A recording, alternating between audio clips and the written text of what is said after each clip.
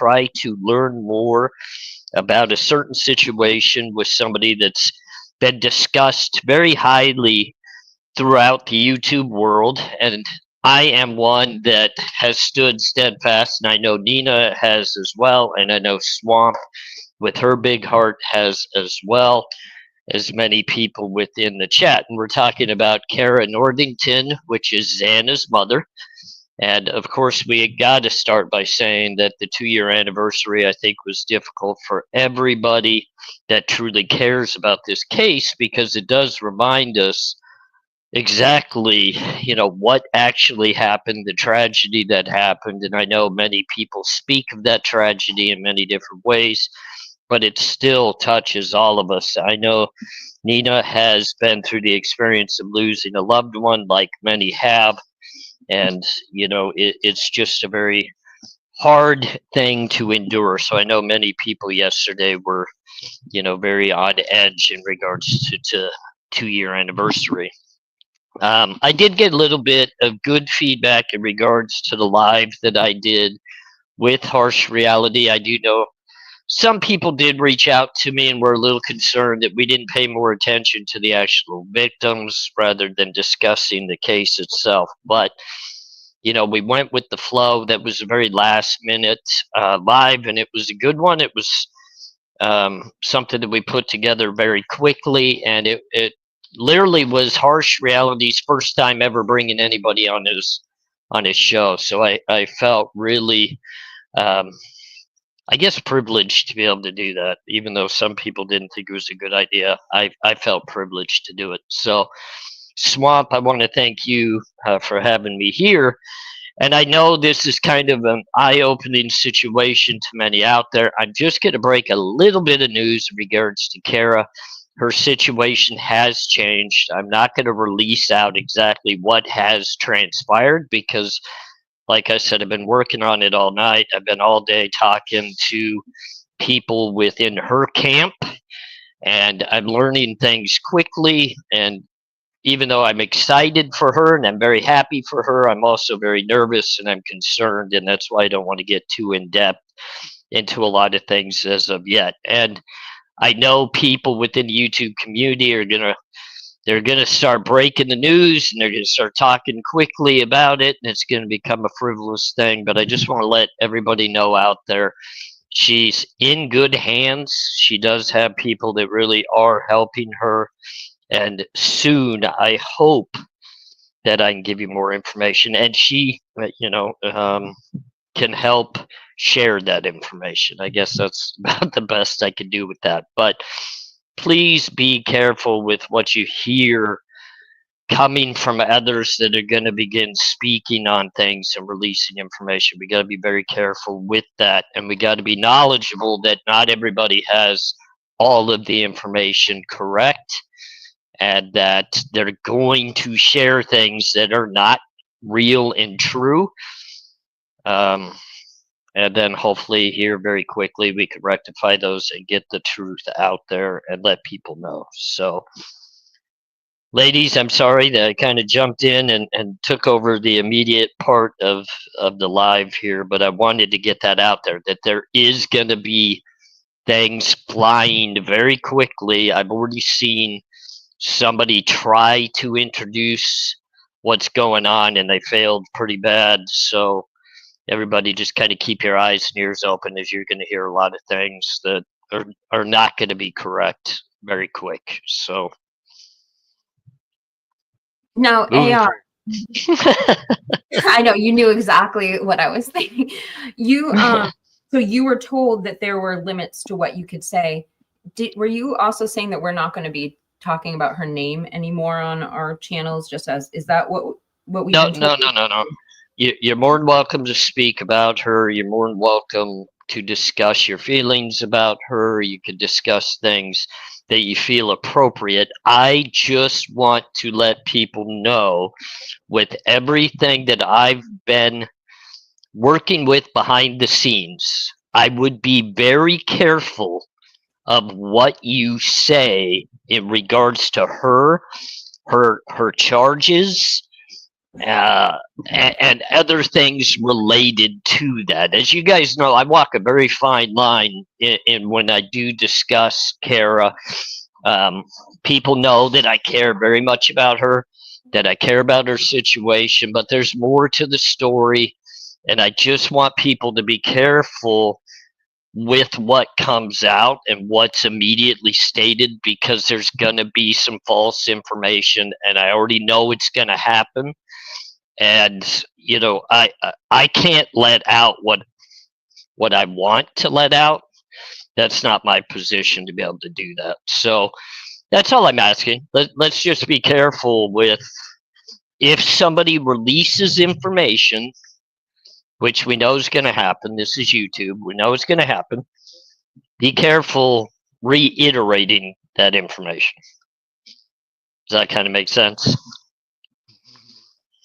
It really does. And I have to commend you because you're going to be in a tough position because you know so much and you're so close to the case and you're bound and not able to say anything or anything in her defense. So I just want to also applaud you for everything you've done for Kara and being a rock for her in certain ways. So thank you. And I appreciate your coming on this show and straightening this out, because all we can do is just get a little bit of ahead of the story and say, if you trust us as creators, just let us, trust us that there's some things. AR personally spoke with her attorney, and there are, we can't Well, talk about. I'll give you a little more to it than just that. Jennifer and I have obtained counsel ourselves as of an hour ago to protect us from what could possibly be a wave of a situation through, I guess, YouTube and other avenues that may stem from this.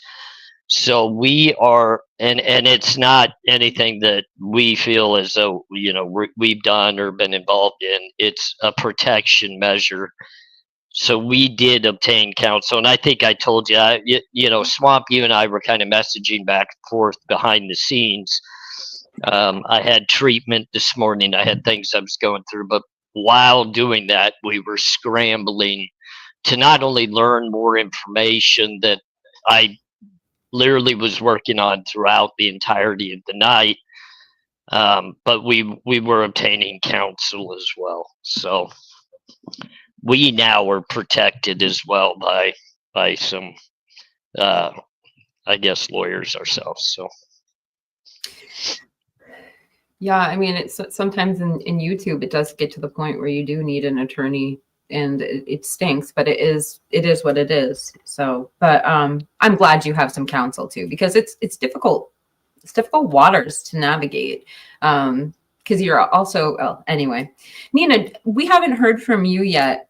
I know you have been intensely studying the program that Kara has been in. And I've just thought maybe you had a couple of words you'd like to chime in with. We've kind of taken the floor from you this whole time. Do you have a couple of things you'd like to say?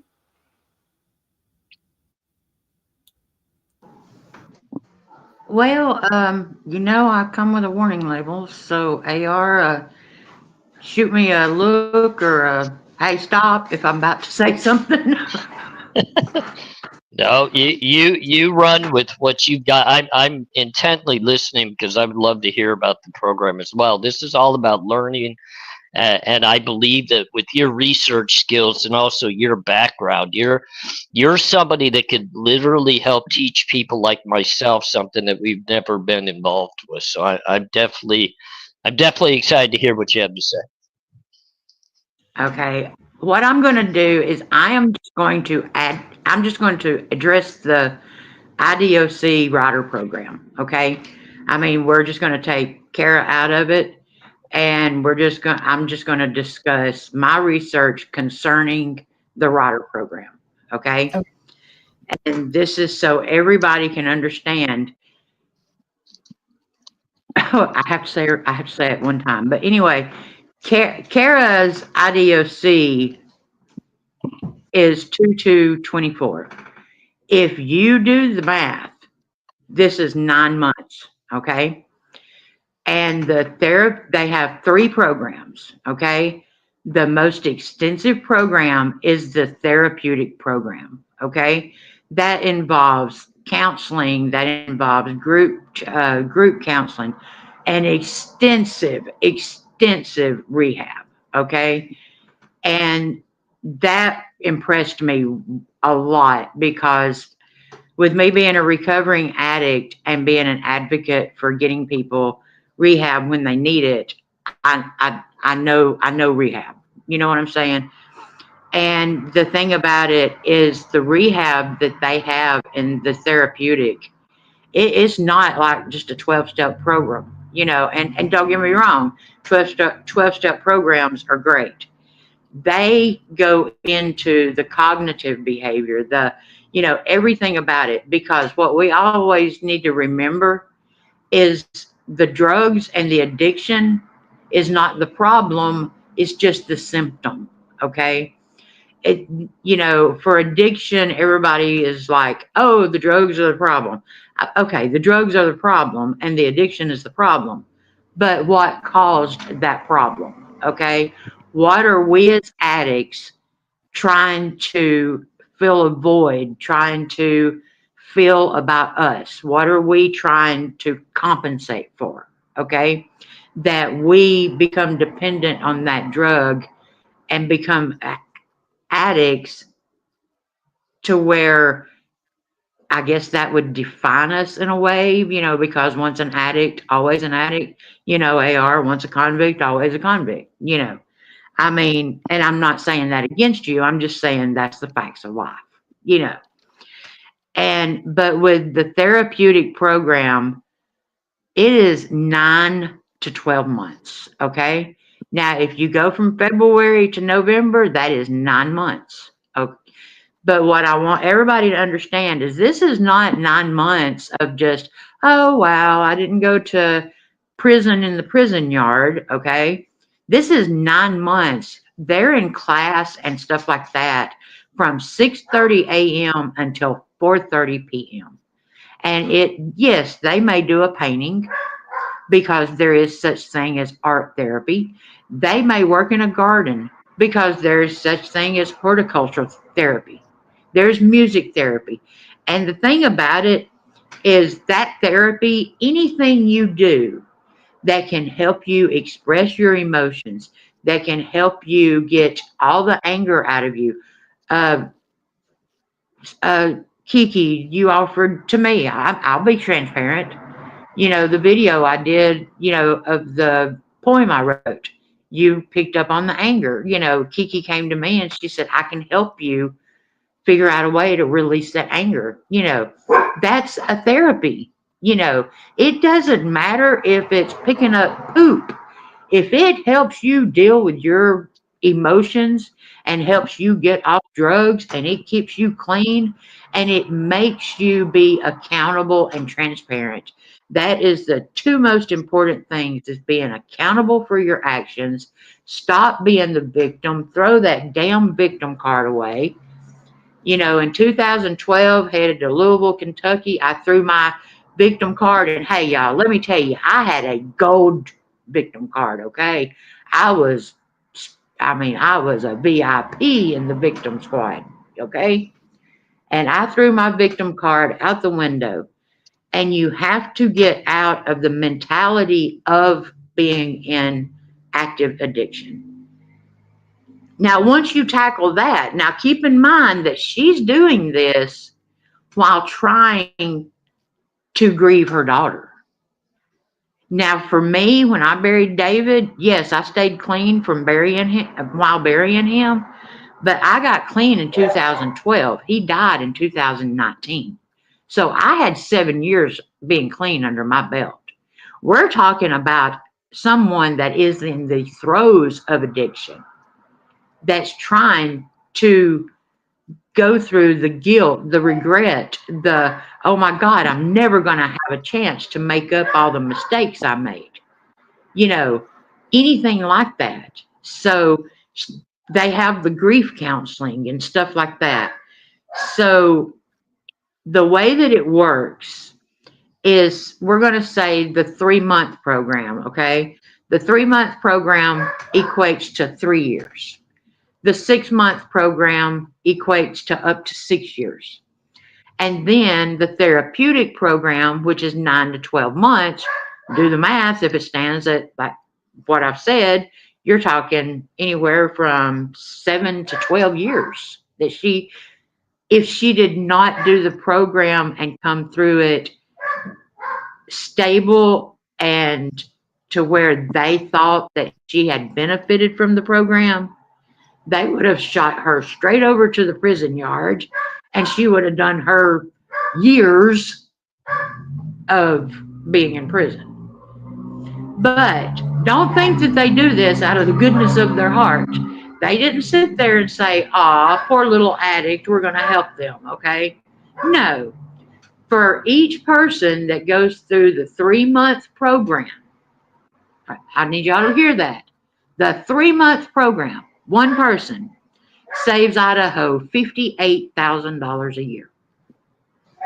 Now, 1,500 people go through the rider program a year in Idaho, and they're not all 3-month programs, just like the person we're talking about was on the most extensive, okay? Because it can be up to 365. It can be up to a year. Okay, so, but if you take the person that's on the 6-month, they save $117,000 a year. So don't think that these states are doing it out of the whole kindness of their hearts. They're doing it to keep beds available, well, cots, I don't even know if you call them beds, but to keep space available in the prisons for the non-violent criminals that they do not think can benefit from the programs. And come on now, if you got 1,500 people, I said the other night on my live, if you do it at a 60% success rate, that's 900 people graduating a year. If every one of those graduate on the 3-month program, forget the others, that's 900 people saving them $58,000 a year. I think that's like way up in the millions when I did it. So. Yeah.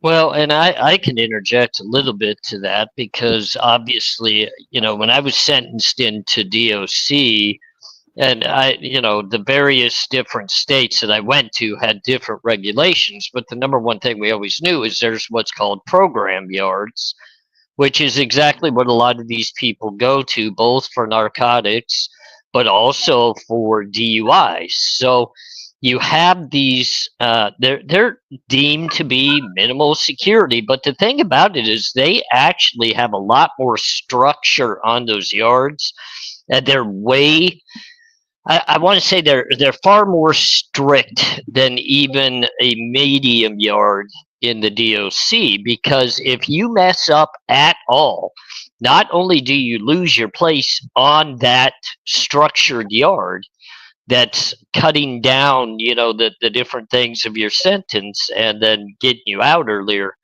but now you're going to lose your good time and they're going to go back to your sentence because they could structure it on these program yards. Like you said, 3 months equals X amount of years knocked off your sentence.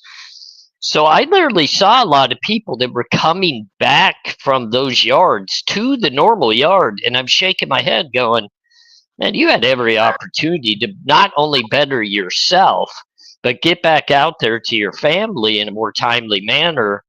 And you couldn't get through it. But a lot of people don't understand. It's hard to overcome the addiction. It's hard to overcome even the hooch. The DUI yards were known for people violating on hooch and different things.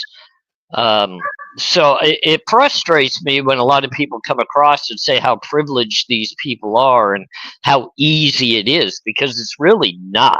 It's not as easy as what people make it out to be.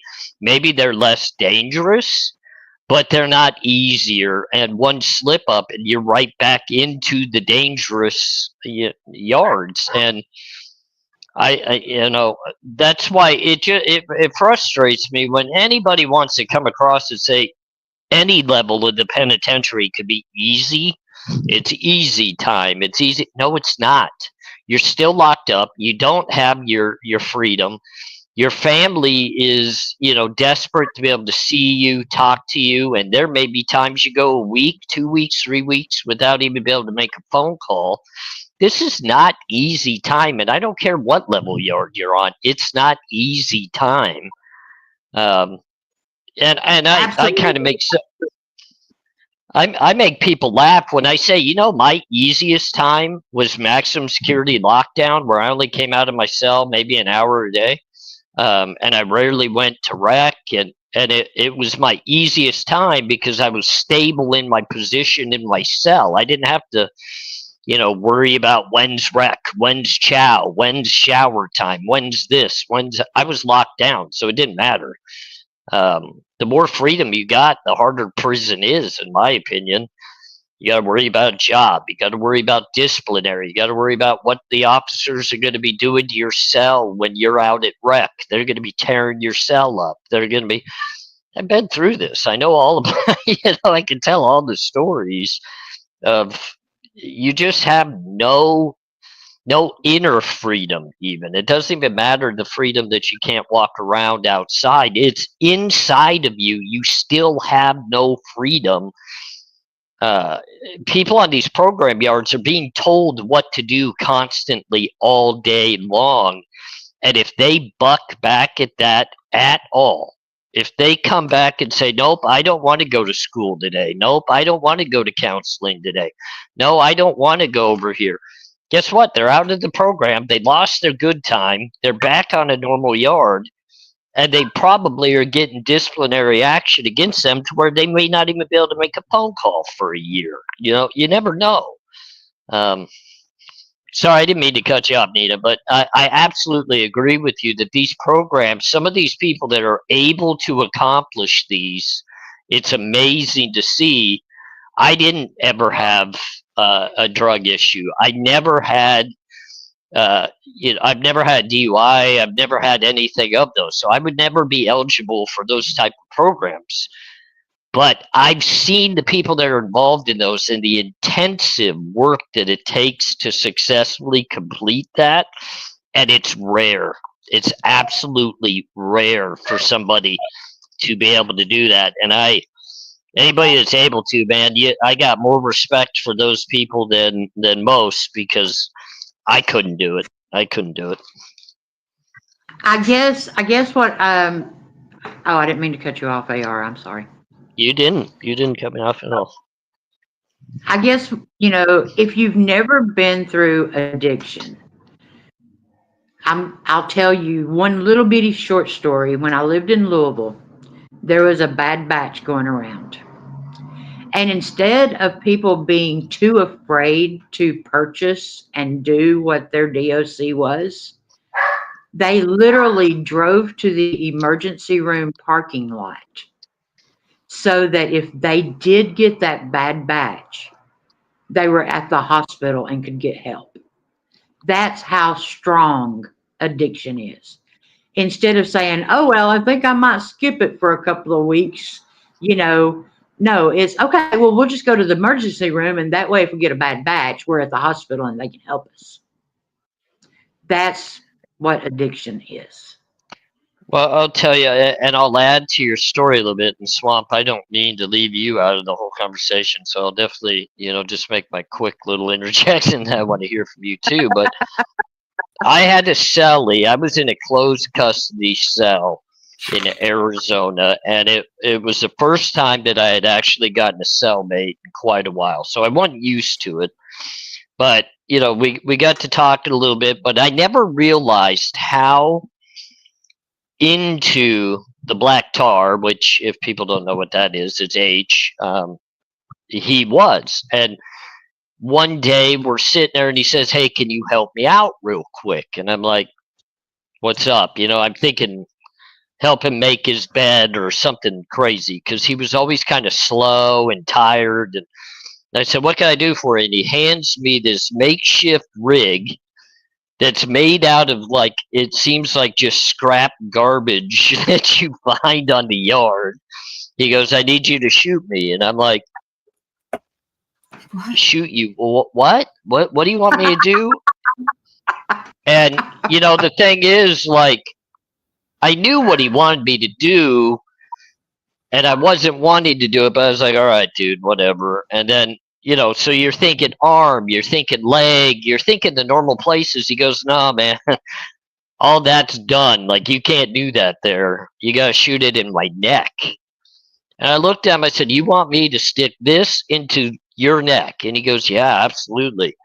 And I was thinking to myself, how desperate for this are you? Like, and he says, this is what I live by, man. I can't go without this. So even though all of his veins were blown and he had no capability anywhere in his body, he was still willing to have somebody he had never met, no inkling who I was, no day, I was actually coming into that cell because of what I had just done on the yard to somebody else. So it wasn't a good scenario for him. And he wants me to shoot him up in the neck. And I'm like, this is amazing to me to think people are this desperate. But that's right, exactly what you're talking about, Nina. They're willing to go to any depth for that addiction that nothing else matters. Nothing. And I Well, learned that with that guy. as yeah, as far as the neck, I mean, I know the chat's like the neck. My daughter, thank goodness, she is now 4 years clean. And y'all, please keep in mind that we lived on Meth Mountain. And I mean, A&E made like a documentary about where we live, And so anyway, my daughter's with her best friend, ride or die. I mean, this is like her right arm, and they go to do their stuff. And Tamla tells her, and Tamla, don't mind me saying her name. Anyway, I don't call her that. I call her Lucy. That's another story. So Lucy tells her, don't do it in your neck because you know that, you're having problems. Well, unfortunately, her best friend didn't listen and she did it in her neck. And in front of my daughter, it hit her brain and she was brain dead right there. Yeah. So, I mean, the neck is scary. The neck is scary. And for a little guy like me, and a lot of people, have heard a lot about my background, but a part of my background that was never really in play is I wasn't around stuff like that. I wasn't. Oops, shit. Sorry, guys. I wasn't around like the drugs and the stuff of that nature, so I didn't know anything about that stuff until I got to the penitentiary, and then it's a big wham bam. Thank you. You're gonna learn this quick, and it's like, wow, eye opening, eye opening. So. And I try to tell people in the penitentiary the habits and the availability of just about anything you want is there. You can get it in a heartbeat. And I'm so glad you brought that up because when I found out about her going to the program, I was so glad that she did not go to the prison because I do not think. I mean, she could be a whole lot stronger than I think I could ever be. But if I had just lost my daughter and I was in active addiction and I went to prison, I would take advantage of everything in there. well, and that's the thing. You can get anything and everything. You can accrue a debt. You can do it's the worst thing in the penitentiary, the revolving situation of narcotics. I mean, it's sad to watch. Thankfully, I never used, but let me tell you, I handled a lot of stuff for people that got in debt with it, and so I'm glad that the judge was willing to look at her situation and say, I'm going to give you this one shot to do this. And that was the right decision. That was absolutely the right decision because if you put someone like that, if you put them on a yard, they're not quitting. If you're an addict and you're still using and you get put on a yard, you're not quitting. That's it. You're not. You're just going to find yourself in outright debt. you're going to be strung out. I mean, I saw more ODs and stuff in the penitentiary that I did on the streets, and I watched people's bodies being laid in the hallways for up to 48 hours. They'd passed. It's sickening. It's sickening, but that's what the Right. game is. That's what the game is. So I'm just glad that programs are available to people that need them and deserve them and get that shot to utilize them, because it does actually change people's lives. Not all, but some. Well, I mean, do you know when my son decided that he was ready to call it quits and fight for his life? He was laying in the hospital bed on a Sunday. He got put in the hospital on a Friday with no right side function in his heart and 16% heart function in his left side. Um, I'm so thankful for the 5 days I had with him. But then I think about my baby laying there knowing the prognosis, just not knowing when it was going to happen. Now, keep in mind that when I got there, he's hooked up to like just the small heart monitors, none of the major stuff. He's sitting up in his bed, he's talking, we have conversation. Not one time did it ever enter my mind that my son was dying. You know what I'm saying? Because when you think of something that severe, you think of them laying there, on a breathing machine, and they're fixing to take their last breath. You don't imagine sitting on the side of the bed holding your son having a conversation. You know, and of course, being a mother who wants to sit there and really, I mean, I was probably in denial the whole time, but it took my son's heart 5 days. 5 days. He laid there in that bed. And on Sunday is when he said, I want to live. I want to quit. And by then, him and God had already worked out a deal. And in no way did God take my son. My son's free will took my son. And I can't even say free will. My son's addiction took my son. Okay. God had nothing to do with it. We all have free will, you know. So that's addiction. And I'm so thankful. And it makes me want to cry. And y'all, I have never, ever even spoke to Kara. Never a letter, never a word, nothing.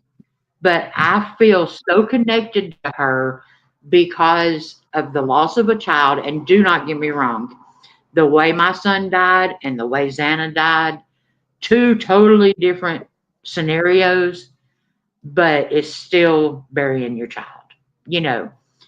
But I guess the addiction, the losing the child, I feel so connected to her. And I just want to hug her and tell her that we're going to get through this.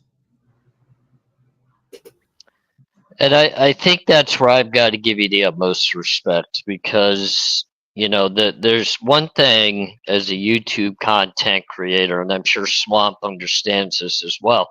When we come on and we discuss these cases like this, somebody's family member has lost a loved one, whether it be a mother lost a daughter or a son. Somebody has lost somebody, and it's painful. I myself, I haven't been around family loss very much. I mean, I've been around some, but not enough for me to really, I guess, put it into my mind and say, God, this is so painful. I could give you this experience and this feeling, and this is how you have experienced loss in the same way that a lot of these families have. So when you speak upon the feelings and the things that you've endured, it's meaningful to somebody like me because I haven't experienced that. So I live kind of through you, and I appreciate that. And I respect you for even having the strength and the ability to discuss that. Because in the back of my mind, and I've thought about this before, if I were to lose my wife, any route, it doesn't even matter how I lost my wife, whether it be a tragedy, whether it be a health situation, whatever it might be, I don't think I could talk, period. Like, I would be mute. I would be lost. I would be compartmentalized. I would be buried. Maybe not even wanting to move forward. It just wouldn't even be something I wanted to continue because that's how much it meant to me. And I know that's how much your son meant to you. And I know that's how much, even though there was a division between, Kara and some of the family and stuff of that nature, they cared about each other. That's still your child. So I got to give you a lot of love. I got to give you a lot of respect for everything that you've been able to get through and to continue sharing the word with others and trying to help them. So big hugs to you, Nina. Big respects. Even if we disagree on many of things, which of course that's what we as humans do, just know I love and adore you for everything you stand for and everything you are. And you've always got my respect. You've been through stuff I couldn't even imagine even trying to overcome. So much love to you. Much love. Damn it, AR. Now I got to get the tissue. Well, we've all had to get them listening to your stories. And I can't thank you guys enough for being open and willing to talk about those experiences. It's a gift to people watching. And there's people watching who need to hear that. I heard a couple things you guys were saying. I just wrote down. I thought I just wanted to speak on for a second. Like the first thing that I thought of when you were talking AR, and you too, Nina, we were talking about an easy time where Kara was staying, or what other inmates might describe as an easy time. And I remember watching one of your videos recently, AR, and you said something along the lines of, well, translating that into normal person English, that means that block had hot water, or that block had a functioning building. Like you said something along those lines. And I think people don't put it in perspective when they say that one block of the jail is having an easier time or a more privileged time than another. It's typically something along those lines. I don't know if you want to say something before I go on to my next point, because I don't know. Yeah, let me just kind of I want to validate a little bit with a story based upon exactly what you're talking about privileges. Where people out here look and say, okay, well, this building had hot water. This building gets to go out to rec more often. So they start to symbolize why would those people have more privileges. So I, for the very first time in my life, again in Arizona, had earned my way down to a minimum medium yard. So it's still considered a medium yard, but you get more privileges as if you're on a minimum yard. They're kind of testing you to see if you get to go to a minimum or if you're going to have to stay on a minimum or on a medium.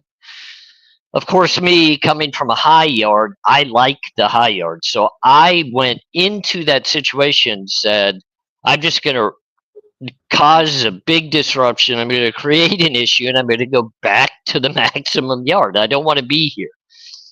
But then I realized when I walked out that yard, it was like, okay, this is actually a little bit better. I have my own shower. I'm not showering with 3 people at one time. I have my own shower. I'm able to go to the bathroom by myself rather than having 4 other people standing next to me going to the bathroom. I get strip searched only 3 times a day here compared to 7 times on the other yard. I don't have to walk through. Go ahead. I said that's defining the privilege. It's just, yeah, I don't know. I was just emphasizing what you were saying. I'm sorry, I didn't mean to interrupt. But the thing about that, like a lot of people correlate that as, well, you had to give something up to get that.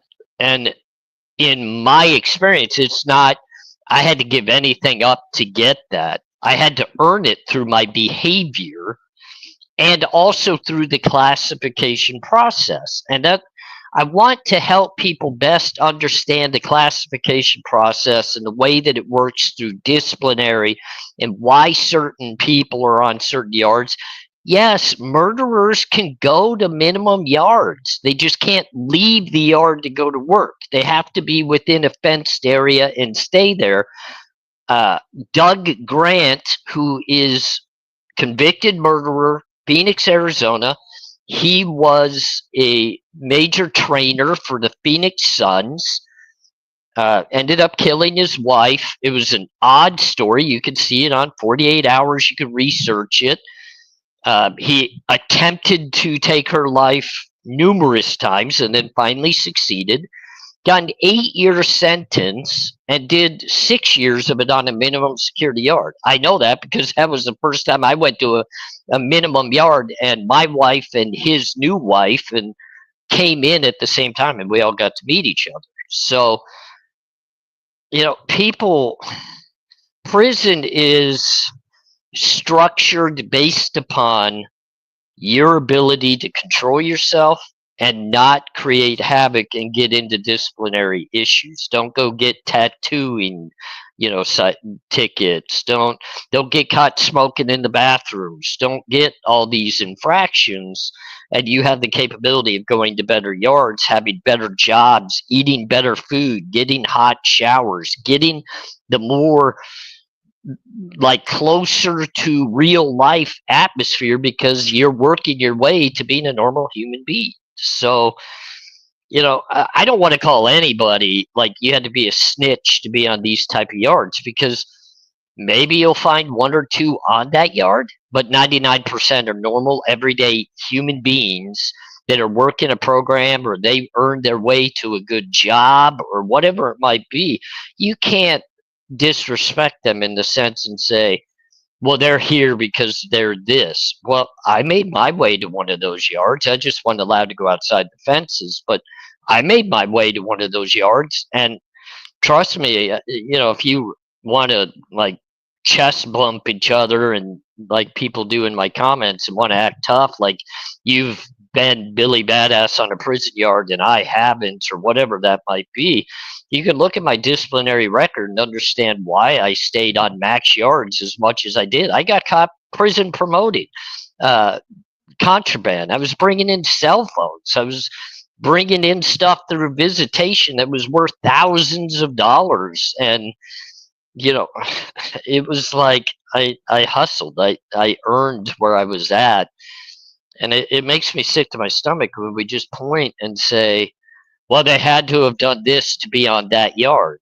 You don't know what the reason why they're on that yard is. They earned it, or they're programming. They're working harder than somebody else. It doesn't mean that they did something out of whack that got other people arrested or anything of that nature. So I don't know if that makes sense. It actually makes perfect sense in the way it kind of segues into a couple other things I wanted to say. And first off, we can just go with Nena's example from her research. They would all be on different times in their sentencing, because like say they got sentenced to 3 years, it doesn't matter what time they enter, they all have different sentences. And they're, they might get moved around, like 3 years might equal 3 months, like you said. So their release dates are all different. The one thing I wanted to touch on, that something you said, Nena, you were talking about, it wasn't all just nice that they were letting these people out who had first time drug offenses. You said that it's a huge cost savings for the taxpayer. And I mean, you brought up an example of like over how they could have released so many prisoners and, saved over $1 million. So what I would say is immediately the questions that I started to get when I went into Discord and I was talking about this situation, because just like AR, we were hustling last night to get all the information. We wanted to come from a place of knowledge before we spoke. And one of the concerns that kept coming up was she's getting released. Okay, is she getting released into a program? I think that's what boils down to cost. If you're going to save $58,000 by not having this person incarcerated, couldn't a percentage of that be dedicated to rehab for them not to have a repeat? That was an observation. I mean, I'll pass it over to you after saying that before I go to any other details. But consider that $58,000 is for 1 year. So if Kara, for instance, say it was a trade-off of 8 years. So now you do $58,000 times 8 years. So just her alone, let's see, 8 times 6 is 48. So we're talking what, almost $500,000 that she saved them. Well, and on top of that, there's states like I know Arizona has done what's called a habitual drug offender program. So these people, and it used to, I mean, it just amazed me. They would get caught again with substantial amounts of drugs in their pocket. And a lot of these people, it was certain drugs qualified, others didn't. But so they would go back to the penitentiary, serve 3 months, and immediately get kicked back out to a halfway house to live for another 3 months and then reinstated on their probation. They could never do an actual full blown prison sentence because they were deemed to be disabled by the drug addictions that they had, that the system knew if they just continuously locked them up, they would never get out of the penitentiary. And here's a non-violent, individual that's really not harming anybody other than themselves. So the system figured it's better to put them in real quick to try to get them off the stuff, send them back out to a program and get them going back again where they can get their jobs and they can live in a halfway house or whatever they choose to do. And it was like, you know, I would watch the revolving door of these people coming in, leaving within 3 months, and they're literally in there on charges that would carry a 12-year sentence for most people. But because they're in that diversion program, they get out quick. And I don't know if Idaho kind of carries the same structure of what they do, but judges know when you go in front of a judge, they know that you're habitual. They know that you've got issues. They've seen you before, and they're going to go a little bit lighter on your sentence, and they're going to try to put you into some sort of rehab, something that benefits you, because prison's not going to benefit you. It's just not. Um, In my research, and I want everybody to know, I know I say this all the time. Anything that I speak of on a panel, you can guarantee I've already sent my receipts in. Um, I mean, I guarantee you that Swamps Rose's Discord is absolutely full right now.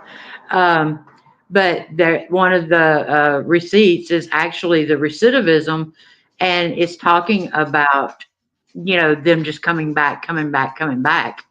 And so if they can get them in a program, that and thank you for pulling that up, because Angel D had a question. That's where I was going with this. I think it was Angel D had a question of, are they just going to throw her out there and forget about her, or are they going to help her? And I think that what you're fixing to pull up is, I think it's like 43 pages. I mean, y'all, this is an in-depth, this is them preparing this person for reentry, okay? And I mean, I'm sure that she don't want to go through, and read it all, but just the highlights. It tells them the food banks, it tells them where to get a toothbrush. It tells them, they help, with the halfway house. I can't say that she's going to a halfway house because I don't know.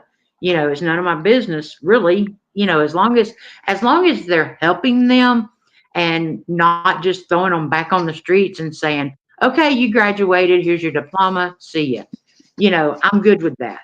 You know, but you so can tell. without me giving up too much information, and then I guess let me put it this way: if and when Kara's released, or has been released, or will be released, she is going to a extremely strict facility. Extremely strict. Probably more strict than the prison yard she was on, for more rehab, more counseling, more structured development, still no contact with anybody that she was interacting with prior to going to the penitentiary. She cannot talk to those people, otherwise it immediately would violate her release guidelines, and then she would be put right back in to the penitentiary situation. So Exactly. Exactly. And that's the thing about it is they're not just releasing her and saying, "Hey, have a good life." no. I mean, they still own her. And you want to talk about your freedom being taken away. And I'm sure that, AR, you can attest to this. And I have spent my time in jail. Okay. Drugs wasn't the problem. Drugs not having them was the problem. I always ended up in jail. But anyway, um, the thing about it is they they're not just throwing her to the wolves, and there wouldn't be it's not going to help them if they just throw them to the wolves, because they're going to come back. But think of it this way: I can do this 9 months, and I'm sure that she did it willingly because she at this point knows that she needs the help. But even if you're begrudgingly doing it, how would you like to know that you could have done, we'll say, a year program and went on with your life, but instead you mucked it up and now you're going to the yard for 9 years? I would be beating myself up every day. Let me tell you, I saw him every day come back to the yard, because what a lot of people also don't realize, when you mess up on those program yards, you don't go directly to a minimum security yard. You go to a closed custody, not max yard, a higher Right. yard, and then you're going to have to work your way down, because they deem that one of the most extreme violations of disciplinary that you could possibly do. You were given a privilege to go out of the thousands of people that want to go to these programs. You're given the right to do it, and you violate that, you're screwed. Like, I watched them all day long, all day long come on to the higher yards. I mean, these I watched them all programs are day. definitely last chance. Yeah, they are. I mean, this is your last chance to do it, or you're going, you're gone. We're done with you. This is your last chance. And I mean, I totally went off what I was going to say as far as they own her. People think, okay, she can go and work in the garden or whatever. The biggest thing about going to jail for me was I didn't own me anymore. I wasn't in control of me anymore. They owned me. They told me when to eat. So just because you may not have the big, you know, wire fences and razor wire and all that around you, you have that around you. It's just not visible. Yeah, and I'll tell you what, I'm still to this day owned, and a lot of people don't understand what that means. And I'm not referring to my wife owns me, or a guy. I'm still on parole with the feds, even though now I've worked my way down to where I don't have to call them every day. I don't have to tell them where I'm going. I don't have to ask permission to go to Walmart. And that's where a lot of people are misconstrued too. When she gets out, she can't go anywhere without permission. Nowhere. She has to have permission to go anywhere, even if it's just up to get a soda. And somebody's going to have to take her and bring her back for the initial part of her time, because they're going to monitor to make sure that she's not trying to sneak away and use. She also has, the unfortunate thing to her that she's absconded and ran before, so they're going to be on top of that. So when I got out, I had no privileges. Even when I got out of the penitentiary, I still had no life. I remember my first job when I got out of the penitentiary. I took a job at the Amazon warehouse. They came and saw me at my job 2 times every day, and I had to call them on every break because they wanted to make sure I was at my work and I wasn't off doing something stupid. Talk about embarrassing. You're in the break room trying to enjoy your lunch, and your parole officer with a detective and whoever joins them walk directly into your lunchroom to say hi to you, flash their badge, and make sure everybody knows you're the screw up. So it's like I can't even go to work. I can't even do what I'm supposed to do without you guys making it known what I've been through and continue to battle every day. It's not going to be any different for somebody that has a nonviolent, what everybody calls easy sentence. It's not going to be easy. It's not going to be easy. But the one thing that I can say is good about it, if you do walk the line and you take it step by step and you listen and you learn and you can not only accomplish what you want to accomplish, but you can change your life just like I did. I've been able to change my life and better the direction not only of where I'm going in life, but my thought process, my ability to maintain my anger issues. I even quit drinking when I was starting to head down the wrong path of drinking. I was able to catch it and say, nope, nope, nope, can't do it, can't do it. So you can utilize this and better yourself in a heartbeat, or you could just go the wrong way and get locked up the rest of your life.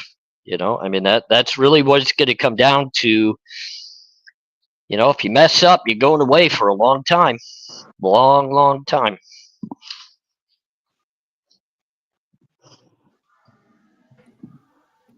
Am I all by myself? No, I wanted to ask you a question, but I feel like it's off subject. So guys, sorry if I'm throwing a weird question in here, but Oh my gosh, the news lady's got to come in and interrupt the flow. would you like me to grab the microphone? Because I can. No, There you go. I was just thinking, no, I wanted you to clear something up. When you were talking about hooch, are you talking about like people making alcohol in their jail cell? Yes. Like that's what I thought you meant. Can you tell me how they do that? There's a lot of different ways that you make it, but to be honest with you, this is how bad we were on my runs. We made trash can fools. So if you think about the big blue trash cans that you buy at Home Depot, those are the type of trash cans that they have around the yard. So we would sneak one of those into a cell. You get about 100-pound trash bag. You fill it with, you got to have yeast. So you get all the bread and everything that you've collected for the past month. Jolly Ranchers, orange peels. Let me tell you, it's crazy. And then you let it. It takes about a week to almost 2 weeks. You got to pour it into soda bottles and what's called burping it. You got to unscrew the cap a little bit, let the air come out because those things can literally explode. When people talk about the power of moonshine and things of that nature, hooch is probably stronger and can eat away the lining of your stomach, your esophagus. If you drink a bottle of it, it's gonna f you up. I mean, it's bad. It's really, really bad. But it's all made with stuff that you steal from the kitchen or you gather, through different meals, and you got to save it for a long time, and then it takes a while to make. And then when the batch is made, we used to. I'm trying to think of what we'd get. We'd get about 200 soda bottles, 16-ounce soda bottles out of every batch, and one soda bottle would sell for 40, $50. So you can imagine how much money we were, my Sally and I, or whoever, we were teaming up with to make it made. Couple $1,000 pretty easily after we paid off people that helped us sneak things or steal things or whatever it took to make it. Be able to send your wife home a couple $1,000, pay a couple months worth of rent or bills, and move on to the next escapade. I think one of those key ingredients, just in case the audience didn't catch that, when he was saying orange peels in Jolly Ranchers, has to be sugar, right? Isn't that key ingredient for me? And I think when sorry. And the prisons are smart enough to know that so they lock the sugar up that they use, when they make meals, or when they, make the oatmeal or whatever. They'll lock all that sugar up so that people like us that want it for other things can't steal it. But we always find a way to get it. We always find a way.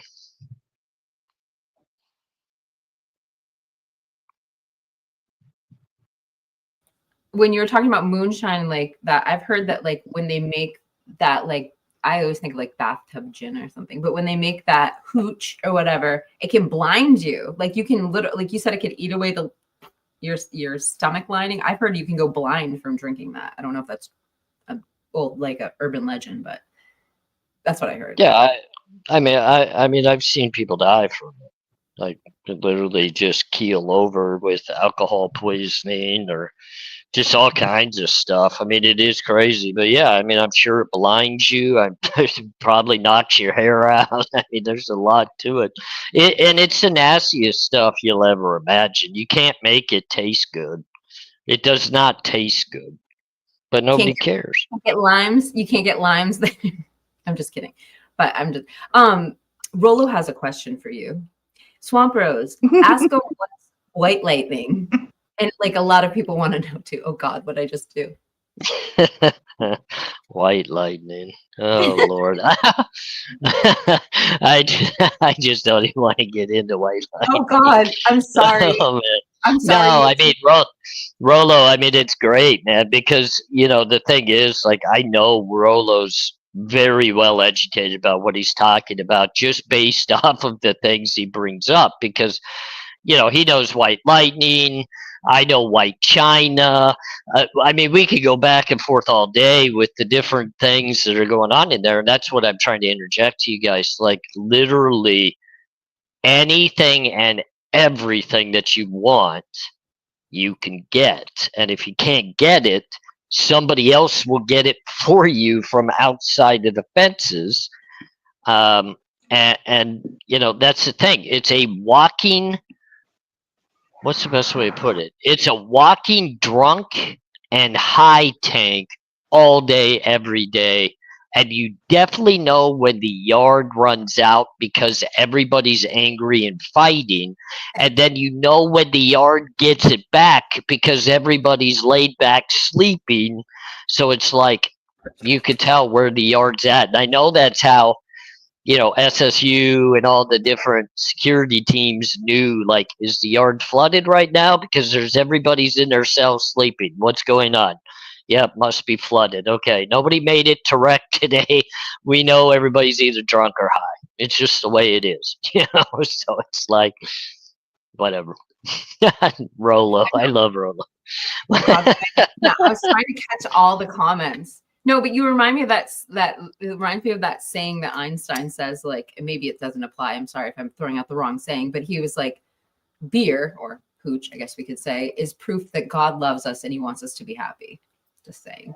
The fact that we discovered beer in the first place is pretty amazing. Right. And 12 Gauge has an actual good question. Is there any hope to actually go in and be rehabilitated while you're in? And the main key to that is it comes down to the individual themselves. Like I myself, when I went into the penitentiary, did not begin using. I didn't drink hooch. I did everything I could to stay healthy and work on my mind. Now, look, I made bad decisions, and a lot of it, my bad decisions came down to a simple fact. Especially in my last sentence, I wanted to provide so badly for my wife that was struggling out there because her husband was in the penitentiary and she was fighting to keep a roof over her head, pay the bills, that I was willing to take risks to do hustles. Do I feel as though people rehabilitate while they're in there? Yes, I've absolutely seen people improve their life night and day. And I would have to say, I myself began the process of rehabilitating in my last, I want to say, 3 years of my sentence, because I realized if I kept on the pace I was going, I wasn't going to get out. I kept picking up more charges that they kept stacking on top of my original charges. So every time I thought I was getting ready to go before the parole board, I picked up a new charge that carried another year or another 2 years. And it was like, I'm never going to go home if I keep doing this. So I self asked to go into solitary segregation, to where they put the affiliated members and the people that are heavily disciplined. I self asked to go into a lockdown scenario, giving up many of my privileges, including phone calls for long periods of time, so that I could get my mind right and get going on the right direction. Because I knew if I stayed on the yard, it just wasn't going to happen. I was going to continue doing what I was doing.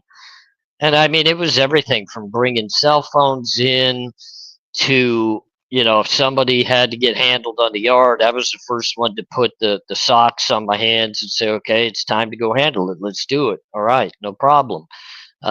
Instead of thinking about what was most important, I just fell into the trap of doing whatever was necessary to be done. So I know Rolo understands that, and I'm sure 12 Gauge has good knowledge of it as well. Nina, I'm sure you do too. Um, Rehabilitation, yeah, it's down to the person. If you choose to do better, you can. And I can't speak for all the races, because I didn't get really too in depth with what they expect or what their principles were.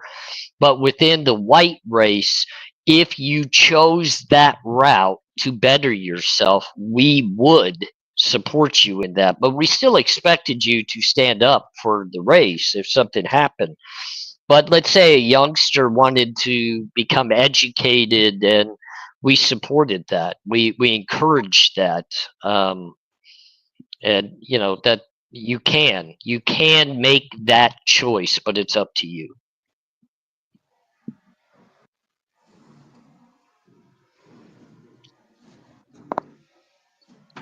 Sorry, I didn't realize it was muted. Nina, I mean, you've been hearing the boys going back and forth against these experiences. When you were incarcerated in a female penitentiary, did you see the same thing? Were people creating hooch in their cells? Oh, I do not know anything about prison, but I know Sorry, about jail. sorry. And that's the reason AR did a video one time talking about that when you come into the jail and you're new, that they send out like the meanest person to come after you to see how you're going to react and stuff like that. You had a word for it, AR. I don't remember what it was. Heart check. That's it. I actually went through that. And of course, with me having the lifestyle that I have and having a partner, then, they want to send out Big Bertha after me. And so I'm standing there, they're playing cards, and I'm standing at the table. And she comes up and she grabs me like where she's not supposed to grab me. And so me immediately, I just slam her head down on the table and tell her, you will never touch me again. And just kept my hand on her head. And they're like, okay, never mind. And she just got up and walked off.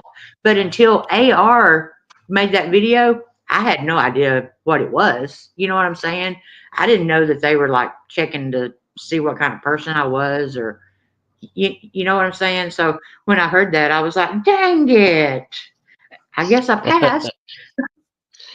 Kind of a funny story too. My heart check for the very first time in adult jail. A lot of people want to talk about the successful measure of being able to stand up to somebody, and they were able to box them and fight. And I was kind of a smaller guy, 5'7", probably 160 pounds, and they didn't even send out a big guy to greet me. It was a little military guy that I didn't know, obviously, was out of the military. So at least it was like an even one-on-one type situation, and me just being like, well, whatever, let's just get going with this. Let's get this over. I know what this is. Let's go. and I went to throw a punch and I slipped and I hit my head on the toilet of the bathroom and knocked my own self out. So literally, no joke about it. My heart check in a New Mexico jail, which was the first time there, I got my butt whooped by a toilet. Wow. So this, AR, I did notice that in chat, I think it was Kane. He asked if, because you had made the statement about the relationship, and he had asked if you were willing to elaborate on that. oh yeah, I have it starred. Hold on.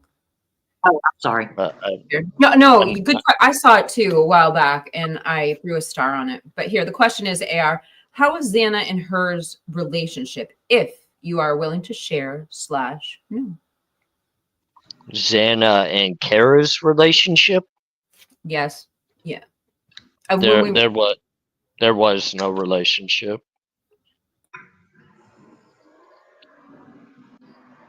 And if I I, may, I don't know how to better answer that. Like, Kara absolutely loves Xana, 100%. That's her daughter. She will always think about Xana. She will always talk highly of Xana. She will always be concerned about what happened, and she's the same. I'm sure, Nina, you know this about Jasmine and others. She's very loving, very enduring. But as for an everyday, any type of relationship, there was none. well, yeah, and I do. I mean, one of the reasons I brought that up is because I want everybody to understand that that actually plays harder in the grief process, because the last time I saw my son, and I am not in any kind of way talking negative about my son, but there's things that happen when you put certain chemicals in your body, and God, we only know what meth is made of. But it changed David, and he became violent. And so one night I smarted off to him, and he literally beat me, I mean, and my son was 6'1". I mean, it's the only time in my life when David hugged me, it was the only time in my life I ever felt little. I was like, come here and hug me so I don't feel like a big girl. And so I left that night. And the reason I'm so thankful for the 5 days is because I had not spoke to my son in 2 years. And so if he had died without me being able to mend that and hold him and love him, I because sometimes I want everybody to understand that sometimes the regret and the guilt eats you up more than the death. So don't think that just because they weren't, everyday mother and daughter and stuff like that. I'm sure that not only the grief, Kara's dealing with some regret and guilt.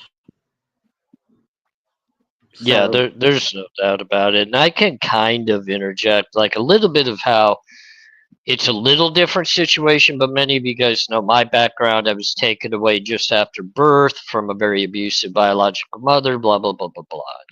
She is still alive and living in Missouri, and I do know of her. I have not spoken to her, but I know of her because of some of the other siblings that I do interact with on a very small scale. So what's kind of ironic about that, and I think it kind of showcases a little bit of maybe what Xana and her mother Kara had.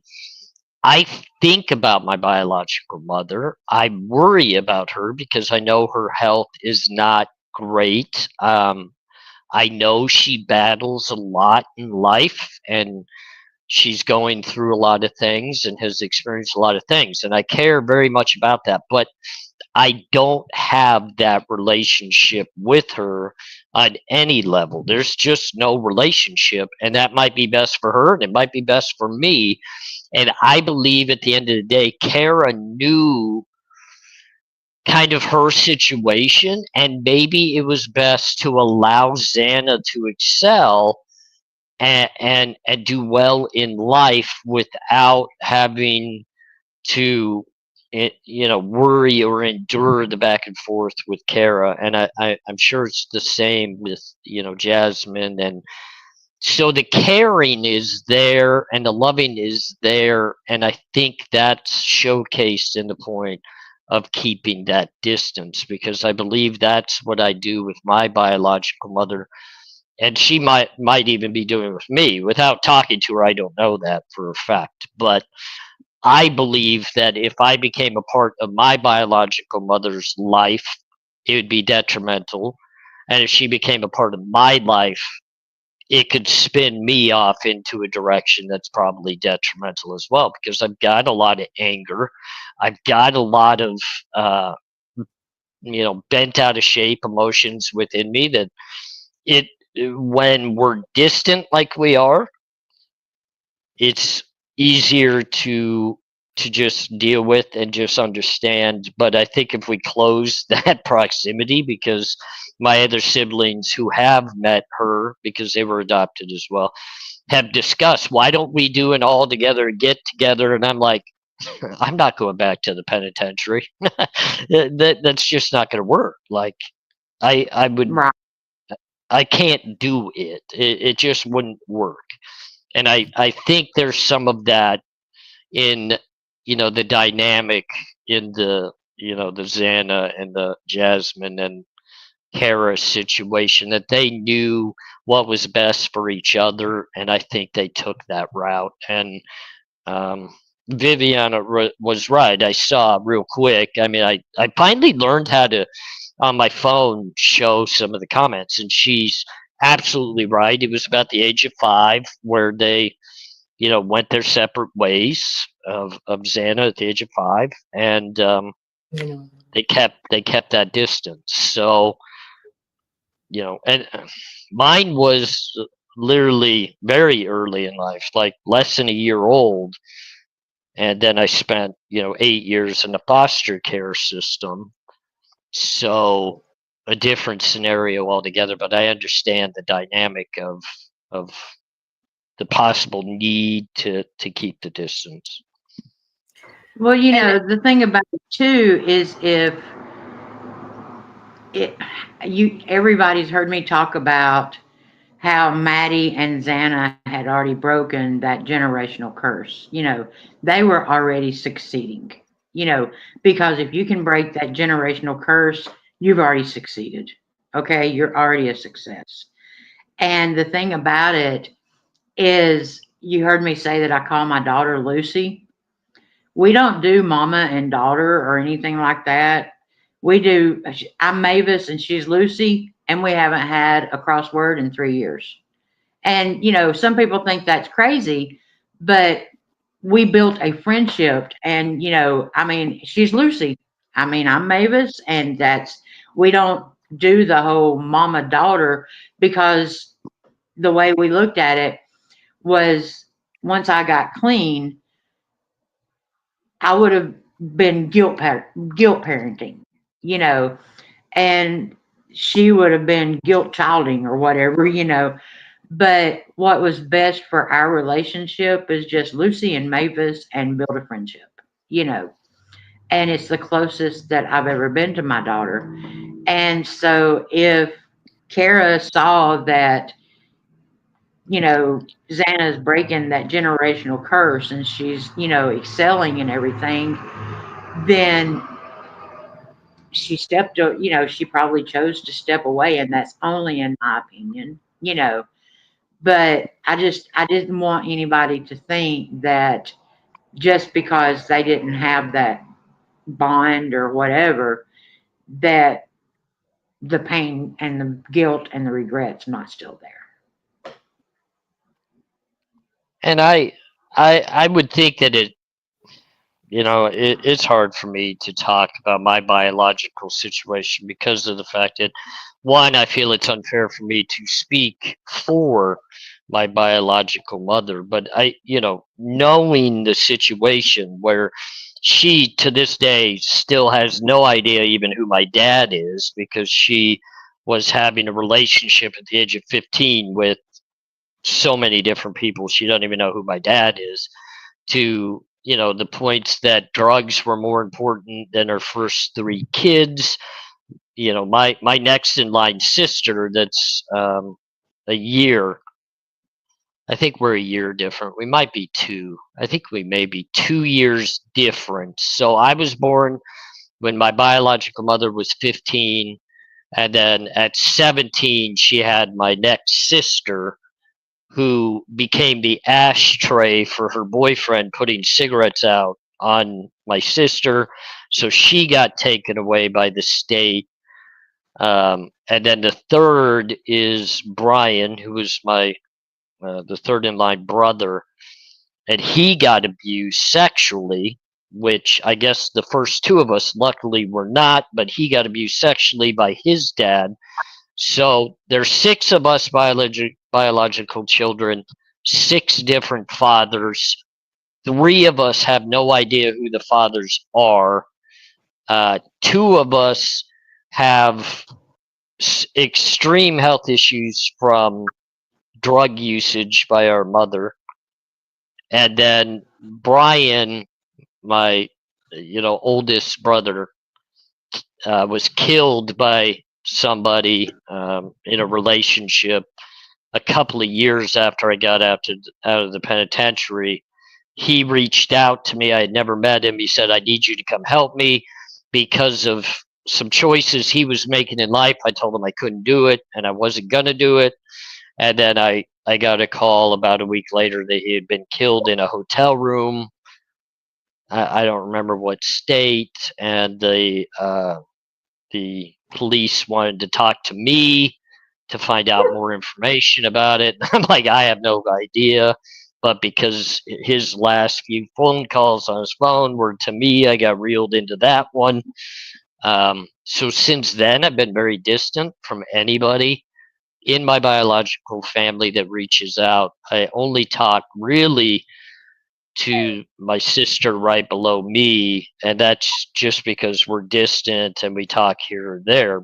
And she's unfortunately been abused like I was at a young age. So we kind of have an understanding. But, she's talking to me like, you need to meet your biological mother. You need to, you need to do this. You need to overcome it. And I can't do it. I can't do it. I've chosen to have no family. I don't talk to my adopted family at all. I don't talk to anybody in family whatsoever. And just last year, for the first time on Thanksgiving, Jennifer's dad came out and spent Thanksgiving with us. That was the very first attempt at any type of family relationship.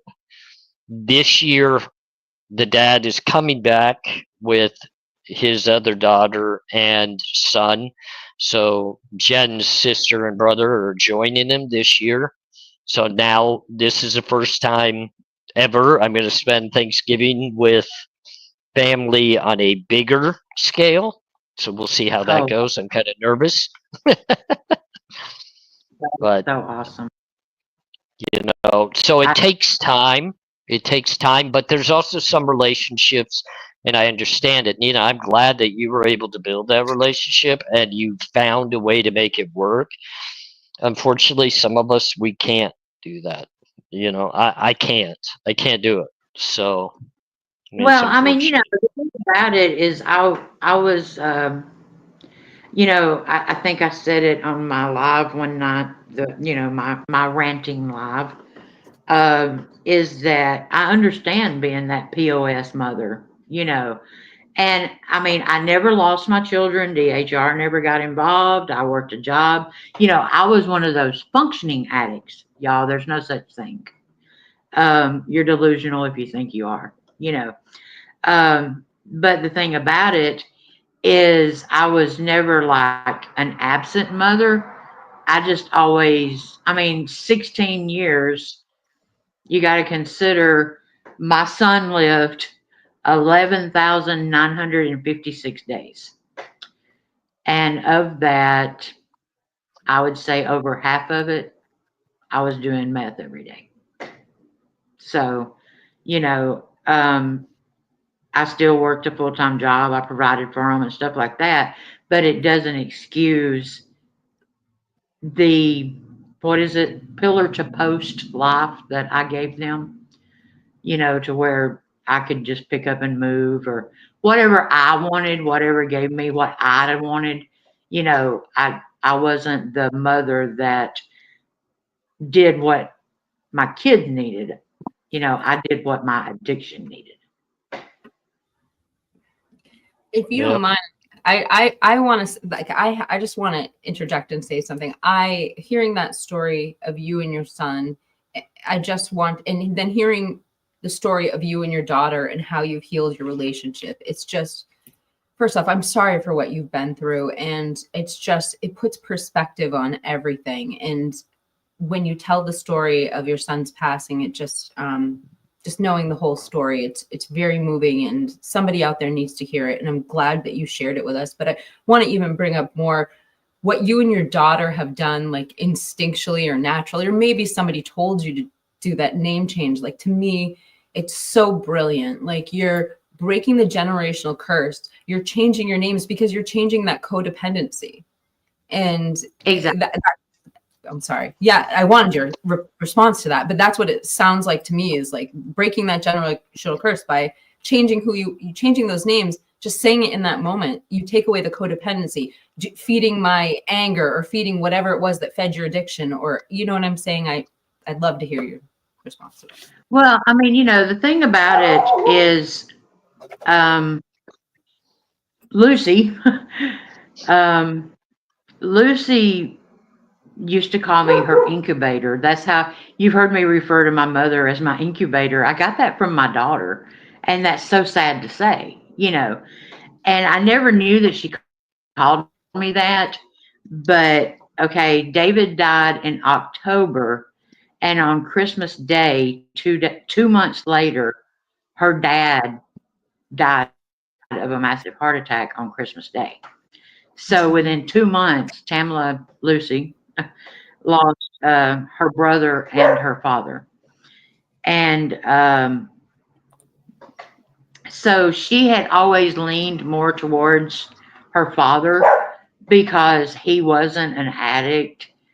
And I think he sort of kind of took advantage of, he can be the good parent. You know what I'm saying?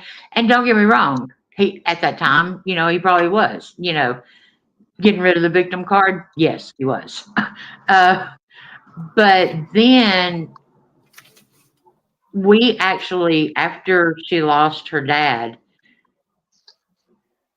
my baby was floundering. She was in full blown addiction. She was couch surfing. She was hungry, and she called me one day, and Marty and me were on a truck. I'll never forget it. She called me and she said, "Mama, I want to come home. I want a home." And I got off the phone, and the next day we got a house. And I came off the truck with Marty, and I've been with Lucy for the last 3 years. And we, went through, getting her clean. And, David and Tamla, they were rig users. I never did that. That does not make me any better than anybody else. Just because I didn't progress to the rig doesn't make me any better. But that's one of the hardest to come off of. And I did my DOC every day for 16 years. I didn't miss a day for 16 years. And so I guess sometimes when I talk about, like, maybe the drug angle, or and I'm not saying the drug angle can't be whatever, but sometimes, it's because I've played that game. I was a player in that game, and I understand how the game is played. I understand the levels of the game. And, I explained the other night on my live, you have levels of addicts. You have a drug fiend, you have a a meth head, a drug fiend, there's different levels, and the people that are supplying them they learn what level they are dealing with, and that's how they learn how to treat that person. Because if they're dealing with a drug fiend, they can step on it, they can cut it, they can do whatever they want to because they're fiending and they're going to get it. They don't care if they're getting rock salt, you know. And but then you take someone that is a functioning addict like me, then they have to be a little more careful. And the thing about it is, I'm just going to say this, and I'm not talking about any one certain person, but there, in my opinion, I will say that according to what level you are as far as an addict, that supplier is going to know how much trust they can put in you with information. And that's all I'm going to say about that. Okay, next. That's Well, and yeah. I'm sorry, Swamp. I didn't mean to cut you off. I absolutely agree with you, Nina, and I can even kind of put it in perspective with a little bit of the knowledge that I can share to this. Because look, I didn't on the streets. I didn't have anything to do with drug interaction, drug use, drug sales, nothing. But when I got into the penitentiary, things changed. Not that I used, but because it became a hustle for me, and that hustle is important because it was a financial, thing, which a lot of people that have never been there don't understand. Finances in the penitentiary are extremely important, and if you mess up the finances in the penitentiary, your life is either heavily endangered or lost.